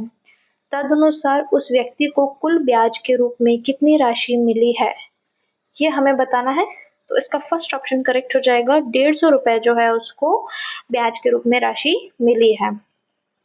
चलिए नेक्स्ट क्वेश्चन 67, एक व्यक्ति कुछ राशि 5% वार्षिक चक्रवृद्धि ब्याज की दर पर उधार लेता है। वह इसे 8,820 रुपए की 2 समान किस्तों में लौटा देता है। उधार ली गई राशि ज्ञात करो। तो इसका फोर्थ ऑप्शन करेक्ट हो जाएगा, 16,400 रुपए जो है इसका आंसर हो जाएगा। नेक्स्ट क्वेश्चन 68, एक उधार ली गई राशि पर x वर्ष में 6% की वार्षिक दर से बनने वाला ब्याज इसके मूलधन का 1/3 है, 1/3 है। एक्स ज्ञात करें। ठीक है, तो एक्स ज्ञात करना है हमको इसमें, तो इसका करेक्ट आंसर है फर्स्ट ऑप्शन जो है ये अपने करेक्ट हो जाएगा। 5/9 जो है इसका आंसर है। चलिए नेक्स्ट क्वेश्चन पे चलते हैं। 69 जनगणना 2011 के अनुसार 2001 से 11 के दौरान राजस्थान में कुल नगरीय जनसंख्या में कितनी वृद्धि हुई है? तो इसका करेक्ट आंसर है सेकंड ऑप्शन करेक्ट हो जाएगा। 1.5% वृद्धि हुई है ना। देखो 2001 में राजस्थान में नगरीय जनसंख्या कितनी थी? तो 23.39% थी। ठीक है, जो 2011 में बढ़कर कितनी हो गई? 24.90% हो गई है ना। तो कितने प्रतिशत बढ़ी है ये? 1.5% बढ़ी है। चलिए नेक्स्ट क्वेश्चन पे चलते हैं। 70 जनगणना 2011 के आधार पर राजस्थान में सर्वाधिक तथा न्यूनतम कार्यशील जनसंख्या प्रतिशत वाले जिले क्रमशः है। सर्वाधिक और न्यूनतम कार्यशील जनसंख्या प्रतिशत वाले जिले बताने हैं हमको इसमें, तो इसका सेकंड ऑप्शन करेक्ट हो जाएगा। प्रतापगढ़ और जयपुर है ना। प्रतापगढ़ में सर्वाधिक कार्यशील जनसंख्या है और सबसे कम जयपुर में है ना। देखते हैं, चलो देखो सबसे पहला पॉइंट आता है कि राजस्थान में कार्यशील जनसंख्या कितनी है राजस्थान में? तो 43.6% है। कितनी है? 43.6% है। पुरुष, अब इसको भी बांटते हैं अलग, जैसे स्त्री और पुरुष को, तो पुरुष 51.5% है और महिलाएं कितनी है? 35.1%। ठीक है, देखो कितनी कम महिलाएं कार्यशील में है ना। महिलाएं 35.1 और पुरुष 51 और कुल देखें तो 43.6। अब सर्वाधिक कार्यशील प्रतापगढ़ में है और न्यूनतम जयपुर में है। प्रतापगढ़ में देखें तो 55.5% है और जयपुर में 37% है। चलिए नेक्स्ट क्वेश्चन पे चलते हैं। 71 राजस्थान आर्थिक समीक्षा 2024-25 के अनुसार राज्य में 2016-20 में जन्म के समय जीवन प्रत्याशा थी। ठीक है, तो 16 से 20 के बीच में है जीवन प्रत्याशा कितनी थी? तो इसका करेक्ट आंसर है फोर्थ ऑप्शन करेक्ट हो जाएगा। 69.4 जो है अपने ये जीवन प्रत्याशा है। ठीक है, आर्थिक समीक्षा जो अभी जो नहीं आ रही है उसी को पढ़ना है आपको, तो ठीक है क्योंकि आपका एग्जाम उसके बाद ही है। तो चलिए 72 राजस्थान जनगणना 2011 के आधार पर निम्न में से सत्य कथन नहीं है। ठीक है, कौन सा सही नहीं है? तो इसका जो अपने थर्ड ऑप्शन है ये करेक्ट हो जाएगा। सर्वाधिक ग्रामीण साक्षरता पाली जिले में दर्ज की गई है, जो कि ये एकदम सरासर क्या है? गलत है। ठीक है, सर्वाधिक ग्रामीण साक्षरता झुंझुनू में दर्ज की गई है। कहाँ पे? अपने झुंझुनू में दर्ज की गई है ना। बाकी सारे जो है सही है, तो उनको भी देख लेते हैं। सर्वाधिक महिला साक्षरता कोटा में दर्ज की गई, राज्य की साक्षरता दर में वृद्धि दर्ज की गई है, न्यूनतम पुरुष साक्षरता प्रतापगढ़ जिले में दर्ज की गई है। तो ये सारे फैक्ट्स क्या है? सही है। चलिए नेक्स्ट क्वेश्चन 73 राजस्थान जनगणना 2011 के अनुसार राज्य के औसत जनसंख्या घनत्व के सर्वाधिक नजदीक जनसंख्या घनत्व वाले जिले हैं, है ना। तो राजस्थान का औसत जो हमारा घनत्व है कितना है? राजस्थान का घनत्व 200 है। इसके सबसे नजदीक कौन कौन से आ जाएंगे ये क्वेश्चन पूछा है, तो इसका सेकंड ऑप्शन करेक्ट है, टोंक और सिरोही। ठीक है, ये दोनों इसके सर्वाधिक नजदीक है। सिरोही का कितना है? सिरोही का है 202 और टोंक का है अपना 198। ठीक है, टोंक का 198, सिरोही का 202, तो ये दोनों जो है इसके सबसे नजदीक है। चलिए नेक्स्ट क्वेश्चन 74 राजस्थान जनगणना 2011 के अनुसार निम्न कथनों पर विचार कीजिए। पहला, लिंगानुपात में कमी दर्ज की गई। दूसरा, शिशु लिंगानुपात में वृद्धि दर्ज की गई। और तीसरा, दशकीय वृद्धि दर में कमी दर्ज की गई। इसमें से हमें सही कथन बताना है, तो इसका फर्स्ट ऑप्शन करेक्ट है, केवल सी सही है, ए और बी दोनों क्या है अपने गलत हो जाएंगे, है ना। तो इसमें क्या है अपना ए और बी तो क्या दोनों गलत हो गए, खाली तीसरा वाला सही। अब जो गलत है उनको भी तो देखना पड़ेगा। तो लिंगानुपात में कमी दर्ज की गई, ये क्या है? गलत है। लिंगानुपात में वृद्धि दर्ज की गई, कैसे? देख लेते हैं। 2001 में हमारा लिंगानुपात था 921, 2011 में हमारा लिंगानुपात हो गया 928, तो 7 अंकों की वृद्धि हो गई है ना। तो ये तो वृद्धि हो गई, या कमी नहीं, या वृद्धि आना था। फिर दूसरा पॉइंट, शिशु लिंगानुपात में वृद्धि दर्ज की गई, ये क्या है अपने? गलत है। इसको भी देख लेते हैं। 2001 में हमारा शिशु लिंगानुपात था 909, कितना था? 909। 2011 में हमारा शिशु लिंगानुपात कितना हो गया? 888 जो है हमारा लिंगानुपात हो गया। कमी दर्ज हो गई, कितने? 21 अंकों की कमी हुई है, देख लो दोस्तों। शिशु लिंगानुपात में 21 अंकों की कमी हुई है, तो ये भी गलत हो गया, है ना। और तीसरा वाला जो है अपने सही है ही, जो हमने देख लिया है। चलिए, तो अब नेक्स्ट क्वेश्चन पे चलते हैं अपन। 75, राजस्थान जनगणना 2011 में ग्रामीण और नगरीय जनसंख्या के प्रतिशत में अंतर दर्ज किया गया।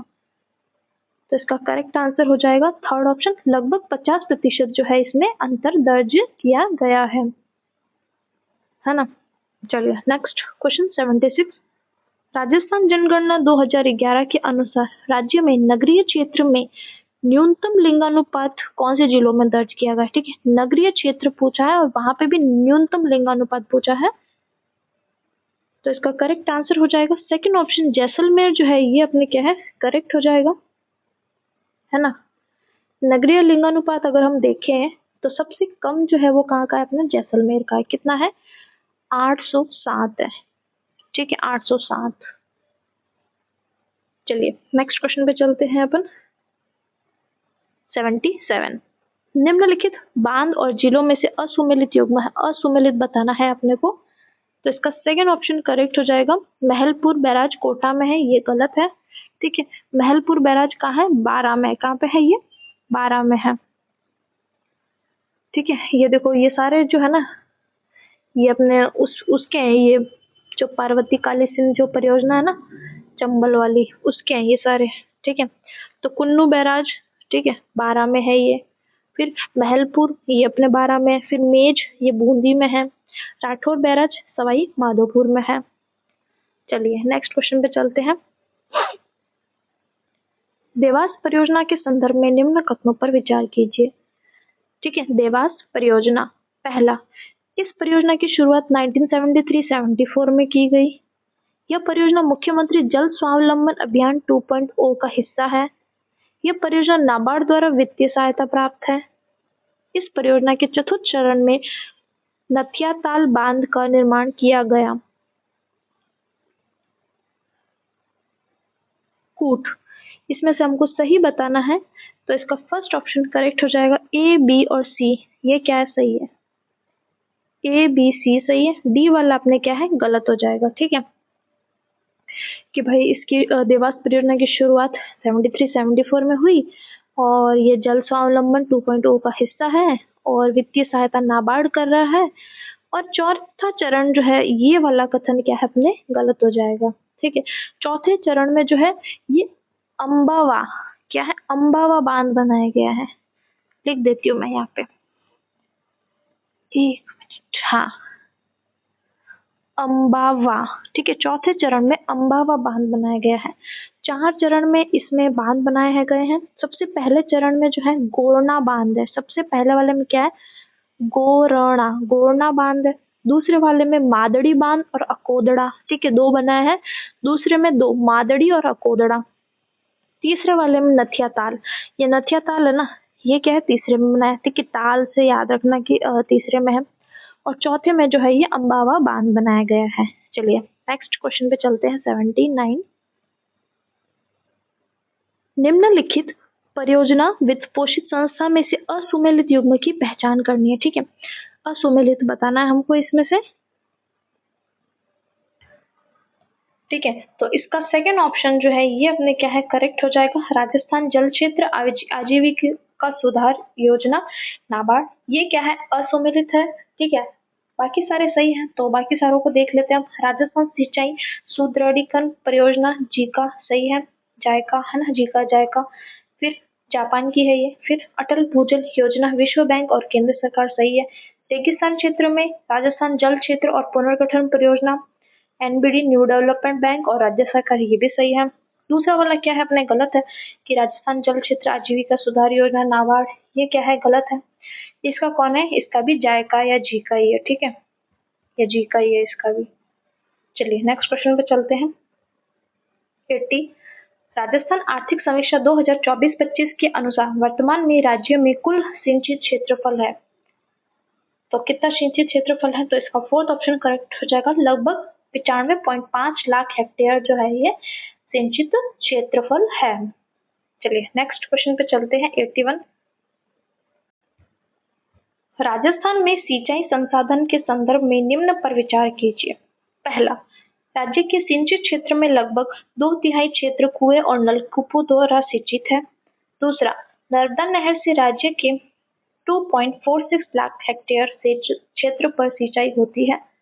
और तीसरा, भाखड़ा नहर द्वारा सर्वाधिक सिंचाई सुविधाएं हनुमानगढ़ जिले को प्राप्त है। तो इसमें से हमको सही कथन बताना है, तो इसका फर्स्ट ऑप्शन करेक्ट हो जाएगा।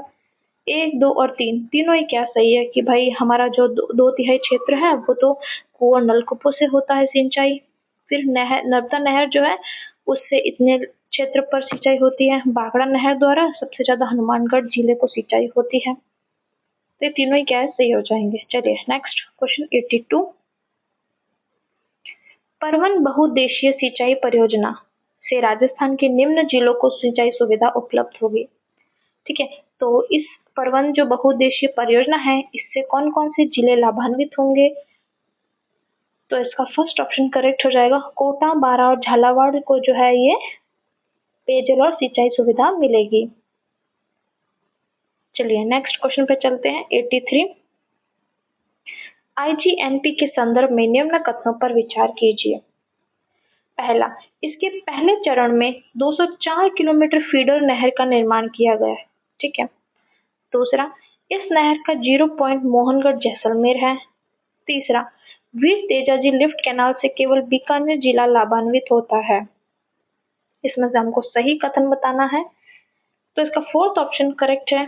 ए और सी सही है, बी वाला क्या है गलत है ना, कि भाई 204 किलोमीटर फीडर नहर का निर्माण किया गया और तेजाजी जो कैनाल है उससे बीकानेर लाभान्वित होता है। और इसका 0 पॉइंट जो है ना वो कौन सा है देखो। ठीक है, तो ये 0 पॉइंट वाला देखना पड़ेगा। देखो इंदिरा गांधी जो नहर है उसका अंतिम छोर जो है ना वहां से लीलवा व दीघा, कौन कौन सी, लीलवा, ठीक है, लीलवा और दीघा 2 उप शाखाएं निकाली गई है। इसके माध्यम से पानी जो है वो बाड़मेर के गडरा रोड तक पहुंचाया गया है, जिसे 0 पॉइंट कहा गया। ठीक है, तो ये इंदिरा गांधी का अंतिम छोर हो गया। इसके बाद लीलवा और दीघा नामक 2 उप शाखाएं निकाली गई है, जिससे कि बाड़मेर में पानी जाता है। कहाँ तक बाड़मेर में, गडरा रोड जो है, गडरा रोड तक पानी जाता है, जिसको इसका 0 पॉइंट कहा जाता है। ठीक है, चलिए नेक्स्ट क्वेश्चन पे चलते हैं। 84 जाखम बांध स्थित है। बहुत ही इजी क्वेश्चन है ना, तो ये आप लोग मेरे को कमेंट करके बताओगे कि इसका आंसर क्या होगा क्वेश्चन नंबर 84 का। ठीक है, देखते हैं कितने लोग इसको सही बता पाते हैं। बहुत ही इजी सा इसका आंसर है। चलिए नेक्स्ट क्वेश्चन पे चलते हैं अपन। 85 निम्न में से पश्चिमी अपतटीय पेट्रोलियम उत्पादक क्षेत्रों के उपयुक्त समुच्चय की पहचान कीजिए। इसका करेक्ट आंसर हो जाएगा फोर्थ ऑप्शन करेक्ट है, बसीन, है ना, बसई और अलिया बेट। ठीक है ना, तो ये देखो पश्चिमी अपतटीय जो क्षेत्र है, तो ये देखो अलिया बेट, ये तो क्या अपने गुजरात तट पर है, और ये महाराष्ट्र तट पर है। बसीन, बसई, बॉम्बे हाई, ये सारे कहाँ पे है, महाराष्ट्र तट पर है। चलिए नेक्स्ट क्वेश्चन 86 निम्नलिखित तेल शोधक संयंत्र और उनकी अवस्थिति में से असुमेलित युग्म की पहचान कीजिए। तो इसका करेक्ट आंसर है fourth option, Hindustan petroleum Corporation limited, Kochi, Kerala. ये क्या है अपने गलत है। ठीक है, इसकी अवस्थिति कहाँ है, हिंदुस्तान पेट्रोलियम कॉर्पोरेशन लिमिटेड की मुंबई में। कहाँ पे है, मुंबई, महाराष्ट्र में इसकी अवस्थिति है। बाकी सारे भी सही हैं तो उनको भी देखेंगे हम। Indian Oil Corporation Limited, Guwahati, Assam, सही है। Oil and Natural Gas Corporation यानी कि ONGC, Tatipaka, Andhra Pradesh. Bharat Petroleum Corporation Limited, Manali, Tamil Nadu, ये भी क्या है, सही हो जाएगा। चलिए नेक्स्ट क्वेश्चन पे चलते हैं। 87, निम्न में से भारत स्थित यूरेनियम का सबसे बड़ा भंडारण है।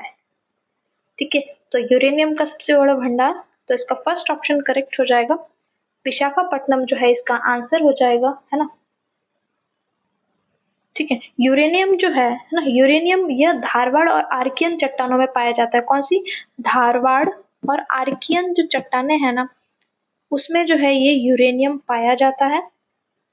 ठीक है, भारत में यूरेनियम के सबसे ज्यादा भंडार जो है आंध्र प्रदेश में है। कहाँ पे है? आंध्र प्रदेश। ठीक है, उसके बाद जो है कुछ मात्रा में झारखंड, राजस्थान, कर्नाटक, मेघालय, है ना, ये सारे जो है राज्यों में भी मिलता है, लेकिन सबसे ज्यादा आंध्र प्रदेश में है।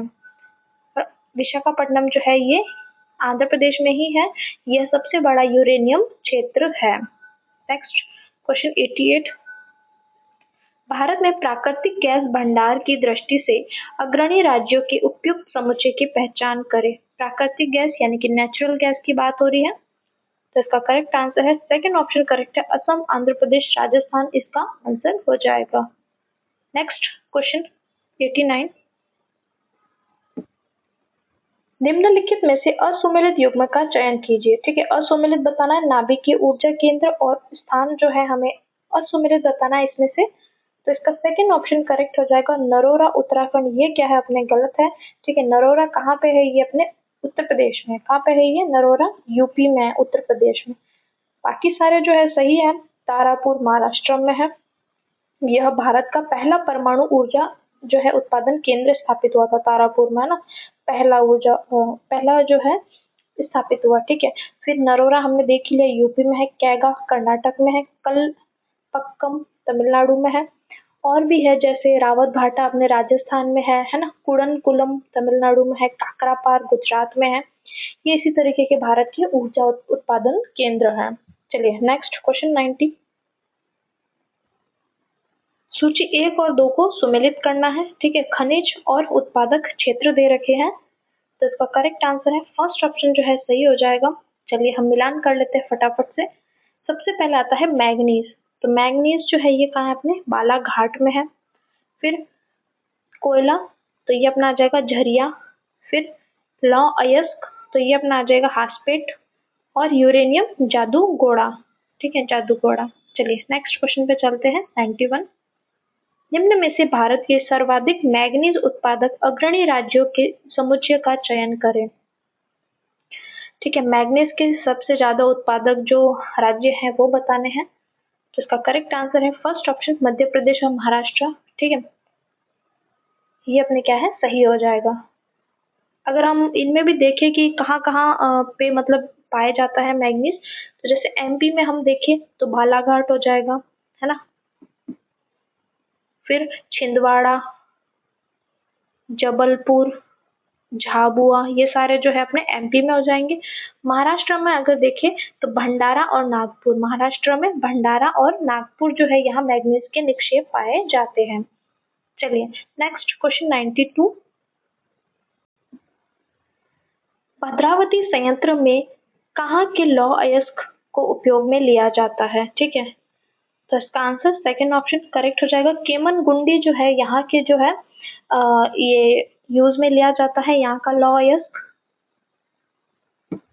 और ये केमनगुंडी कहाँ है? तो ये अपने बाबा बुदन की पहाड़ियाँ जो है ना, कर्नाटक, बाबा बुदन की जो पहाड़ियाँ हैं कर्नाटक में, वहां पर जो है ये केमनगुंडी स्थित है। चलिए नेक्स्ट क्वेश्चन 93, विशाखापट्टनम गुंटूर औद्योगिक प्रदेश के प्रमुख उद्योग है। विशाखापट्टनम गुंटूर, ठीक है, आंध्र प्रदेश में है ये। तो यहाँ के जो प्रमुख उद्योग कौन से हैं? तो इसका फोर्थ ऑप्शन करेक्ट हो जाएगा, उपरोक्त सभी। जलपोत, लौह इस्पात उद्योग, पेट्रोकेमिकल, ये सारे उद्योग यहाँ पर अवस्थित है। नेक्स्ट क्वेश्चन 94, निम्न में से कौन सा औद्योगिक प्रदेश वायुयान व सूचना प्रौद्योगिकी उद्योग के लिए प्रसिद्ध है? ठीक है, इजी सा क्वेश्चन है ना। तो इसका फर्स्ट ऑप्शन करेक्ट हो जाएगा, बैंगलोर, चेन्नई औद्योगिक प्रदेश। ठीक है, बैंगलोर तो पता ही है पूरा, है ना, सूचना प्रौद्योगिकी का हब है ये तो बैंगलोर तो। चलिए नेक्स्ट क्वेश्चन पे चलते हैं। 95, गुजरात औद्योगिक प्रदेश में पेट्रो रसायन उद्योग का प्रमुख केंद्र है। पेट्रो रसायन। तो इसका सेकंड ऑप्शन करेक्ट हो जाएगा, वडोदरा इसका आंसर हो जाएगा। नेक्स्ट क्वेश्चन 96, निम्न में से असत्य कथन की पहचान कीजिए। असत्य बताना है हमको, तो इसका सेकंड ऑप्शन करेक्ट हो जाएगा, देश में सर्वाधिक सेज महाराष्ट्र में है। ठीक है, सबसे ज्यादा सेज महाराष्ट्र में है, ये अपने क्या है गलत हो जाएगा, है ना। देश में सबसे ज्यादा जो सेज है वो कहाँ है, तमिलनाडु में है। ठीक है, कहाँ पे है, तमिलनाडु। ठीक है, सबसे ज्यादा कहाँ है, तमिलनाडु में है। बाकी सारे भी हम देख लेते हैं फटाफट। देश का पहला सेज, सेज यानी कि स्पेशल इकोनॉमिक जोन, इसका फुल फॉर्म क्या है सेज का, स्पेशल इकोनॉमिक जोन यानी कि विशेष आर्थिक क्षेत्र इसका फुल फॉर्म हो गया है। तो पहला कहाँ पे, कांडला गुजरात में स्थापित किया गया, है ना। सबसे ज्यादा हम देख ही चुके कहाँ पे है, तमिलनाडु में है। फिर है DMIC, Delhi Mumbai industrial corridor, है ना, जापान के सहयोग से स्थापित किया गया है, ये भी सही है। और चीनी उद्योग कृषि आधारित उद्योग का दूसरा सबसे बड़ा उद्योग है, क्योंकि सबसे बड़ा तो कौन सा अपना कृषि आधारित में अपने सूती वस्त्र उद्योग हो गया है। चलिए नेक्स्ट क्वेश्चन पे चलते हैं अपन। 97, निम्न में से सुमेलित युग्म की पहचान करें। अब इसमें से सुमेलित बताना है, कौन सा है। अच्छा, काफी सारे ऑप्शन है, कौन कौन से सुमेलित है ये बताना है। संयंत्र और सहयोग दे रखा है, तो इसका थर्ड ऑप्शन जो है ये करेक्ट हो जाएगा। केवल 2 और 4 जो है सुमेलित है ना, 2 और 4, बोकारो रूस के सहयोग से और राउरकेला जर्मनी के सहयोग से। ठीक है, तो अब गलत है वो भी तो देखने पड़ेंगे कि भाई भिलाई जो है छत्तीसगढ़ में वो किसके सहयोग से स्थापित किया गया, तो रूस के सहयोग से। किसके, भिलाई भलाई। देखो भिलाई भलाई, हमारी भलाई कौन सोच सकता है, जो हमारा दोस्त है, तो दोस्त कौन है, रूस है ना। फिर आता है दुर्गापुर, दुर्गापुर जो पश्चिम बंगाल में है, ये अपने ब्रिटेन के सहयोग से स्थापित किया गया है ना। दुर्गा माता को नाराज किसने किया था, तो किसने, ब्रिटेन वालों ने किया था, है ना। तो ये अपने हो जाएगा, बाकी जो है दोनों सही है। ठीक है, चलिए नेक्स्ट क्वेश्चन पे चलते हैं। 98, निम्नलिखित उद्योग अवस्थिति में से असुमेलित युग्म की पहचान कीजिए। ठीक है, असुमेलित बताना है, तो इसका थर्ड ऑप्शन करेक्ट हो जाएगा, fertiliser corporation of India Coimbatore, इसका आंसर हो जाएगा। ठीक है, तो फर्टिलाइजर कॉर्पोरेशन ऑफ इंडिया ये कहाँ, कोयम्बटूर, ये क्या है अपने गलत हो जाएगा। कहाँ पे है इसका मुख्यालय, ये अपने नोएडा में स्थित है। ठीक है, इसका मुख्यालय कहाँ है, नोएडा में है। और इसकी इकाइयाँ कहाँ कहाँ, काफी जगह, सिंदरी में है, कोरबा में, तलचर में, रामगुंडम में इसकी इकाइयाँ है।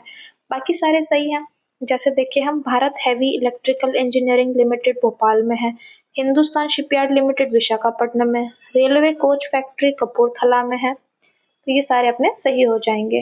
नेक्स्ट क्वेश्चन 99, निम्न में से कागज उद्योग से संबंधित केंद्र है। ठीक है, कागज उद्योग से संबंधित बालीगंज, नेपाल, नेपानगर, होशंगाबाद और श्रीरामपुर, इसमें से सही आंसर बताना है। तो इसका फर्स्ट ऑप्शन करेक्ट हो जाएगा, बालीगंज, नेपानगर, होशंगाबाद, श्रीरामपुर, सारे ही क्या है ये सही हो जाएंगे, है ना। अगर हम कागज उद्योग का पहला कारखाना हम देखें, है ना, कागज उद्योग का पहला कारखाना अगर हम देखें तो ये श्रीरामपुर पश्चिम बंगाल में। ठीक है, ये क्या है, पहला कारखाना है कागज उद्योग का, जो कि कहाँ है, श्रीरामपुर पश्चिम बंगाल में। ठीक है, पश्चिम बंगाल में जो है ये स्थापित किया गया 1812 में। कब, 1812 में स्थापित किया गया, और ये असफल रहा था। ठीक है, तो पहला कारखाना ये असफल रहा था, 1812 में स्थापित किया गया श्रीरामपुर में। ठीक है, पश्चिम बंगाल में असफल हो गया। फिर 1870 में जो है royal Bengal paper mills Calcutta Ballygunge या ना बालीगंज, यहाँ पर जो ये भी अपना वही है, पश्चिम बंगाल में ही है। ये कब स्थापित किया गया, 1870 में, और ये क्या है, सफल रहा। तो पहला सफल पूछे तो ये बालीगंज बताना है ना। चलिए नेक्स्ट क्वेश्चन पे चलते हैं अपन। 100, और ये आज का अपना लास्ट क्वेश्चन है दोस्तों। निम्न में से अहमदाबाद बड़ोदरा औद्योगिक प्रदेश के विकास का कारक है। पहला, पेट्रोलियम संसाधनों की अनुपलब्धता, दूसरा बंदरगाह निकटता, तीसरा पृष्ठीय प्रदेश में कपास उत्पादन, और चौथा देश के आंतरिक भागों से परिवहन जुड़ाव। तो इसके विकास के कारक देखने हैं। तो इसका थर्ड ऑप्शन करेक्ट हो जाएगा, बी, सी और डी जो है इसका आंसर हो जाएगा, है ना। पेट्रोलियम संसाधनों की अनुपलब्धता नहीं आएगा, यहाँ पे क्या आएगा, उपलब्धता। अगर उपलब्धता होता तो ये सही हो जाता, पर अन है तो ये गलत हो गया है, तो ये 3 जो है अपने सही हो गए हैं।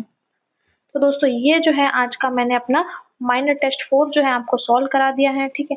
आराम से आप लोग देख लो, और माइनर टेस्ट 1, 2, 3 और मेजर टेस्ट 1 भी मैंने डाल दिया है, तो अगर आपने नहीं देखा है अब तक तो चैनल पे जाके उसको भी देख लेना। और हिंदी वाला जो पेपर है मैंने 1 डाला है, आप लोग और रेस्पॉन्स देंगे अच्छा तो मैं आगे करवाऊंगी कि आप लोग हाँ इंटरेस्टेड हो, कमेंट करके मेरे को बता देना आप लोग जो भी है आप लोगों का। और क्वेश्चन नंबर 84 जो है उसका आंसर आप मेरे को बताना, है ना। 84 वाला ये चाखम बांध कहाँ पे है, इसका आंसर जरूर बताना। आप लोग दोस्तों आंसर्स नहीं बताते हो, मतलब बिल्कुल भी, तो वीडियो पूरा देख लेते हो तो आंसर भी जरूर बताओ। और नहीं भी आता है तो आप लोग कमेंट कर दीजिए कि मैम 84 का आंसर बताओ, तो मैं वो बता दूंगी आप लोगों को, ठीक है। और वीडियो अच्छा लग रहा है तो लाइक करना, कमेंट करना, अपने दोस्तों तक शेयर करें। पीडीएफ के लिए टेलीग्राम चैनल ज्वाइन कर देना, जिसका लिंक मैं जो है वीडियो के डिस्क्रिप्शन में दे दूंगी। चलिए दोस्तों, धन्यवाद। फिर जल्दी मिलते हैं अपन माइनर टेस्ट 5 के साथ।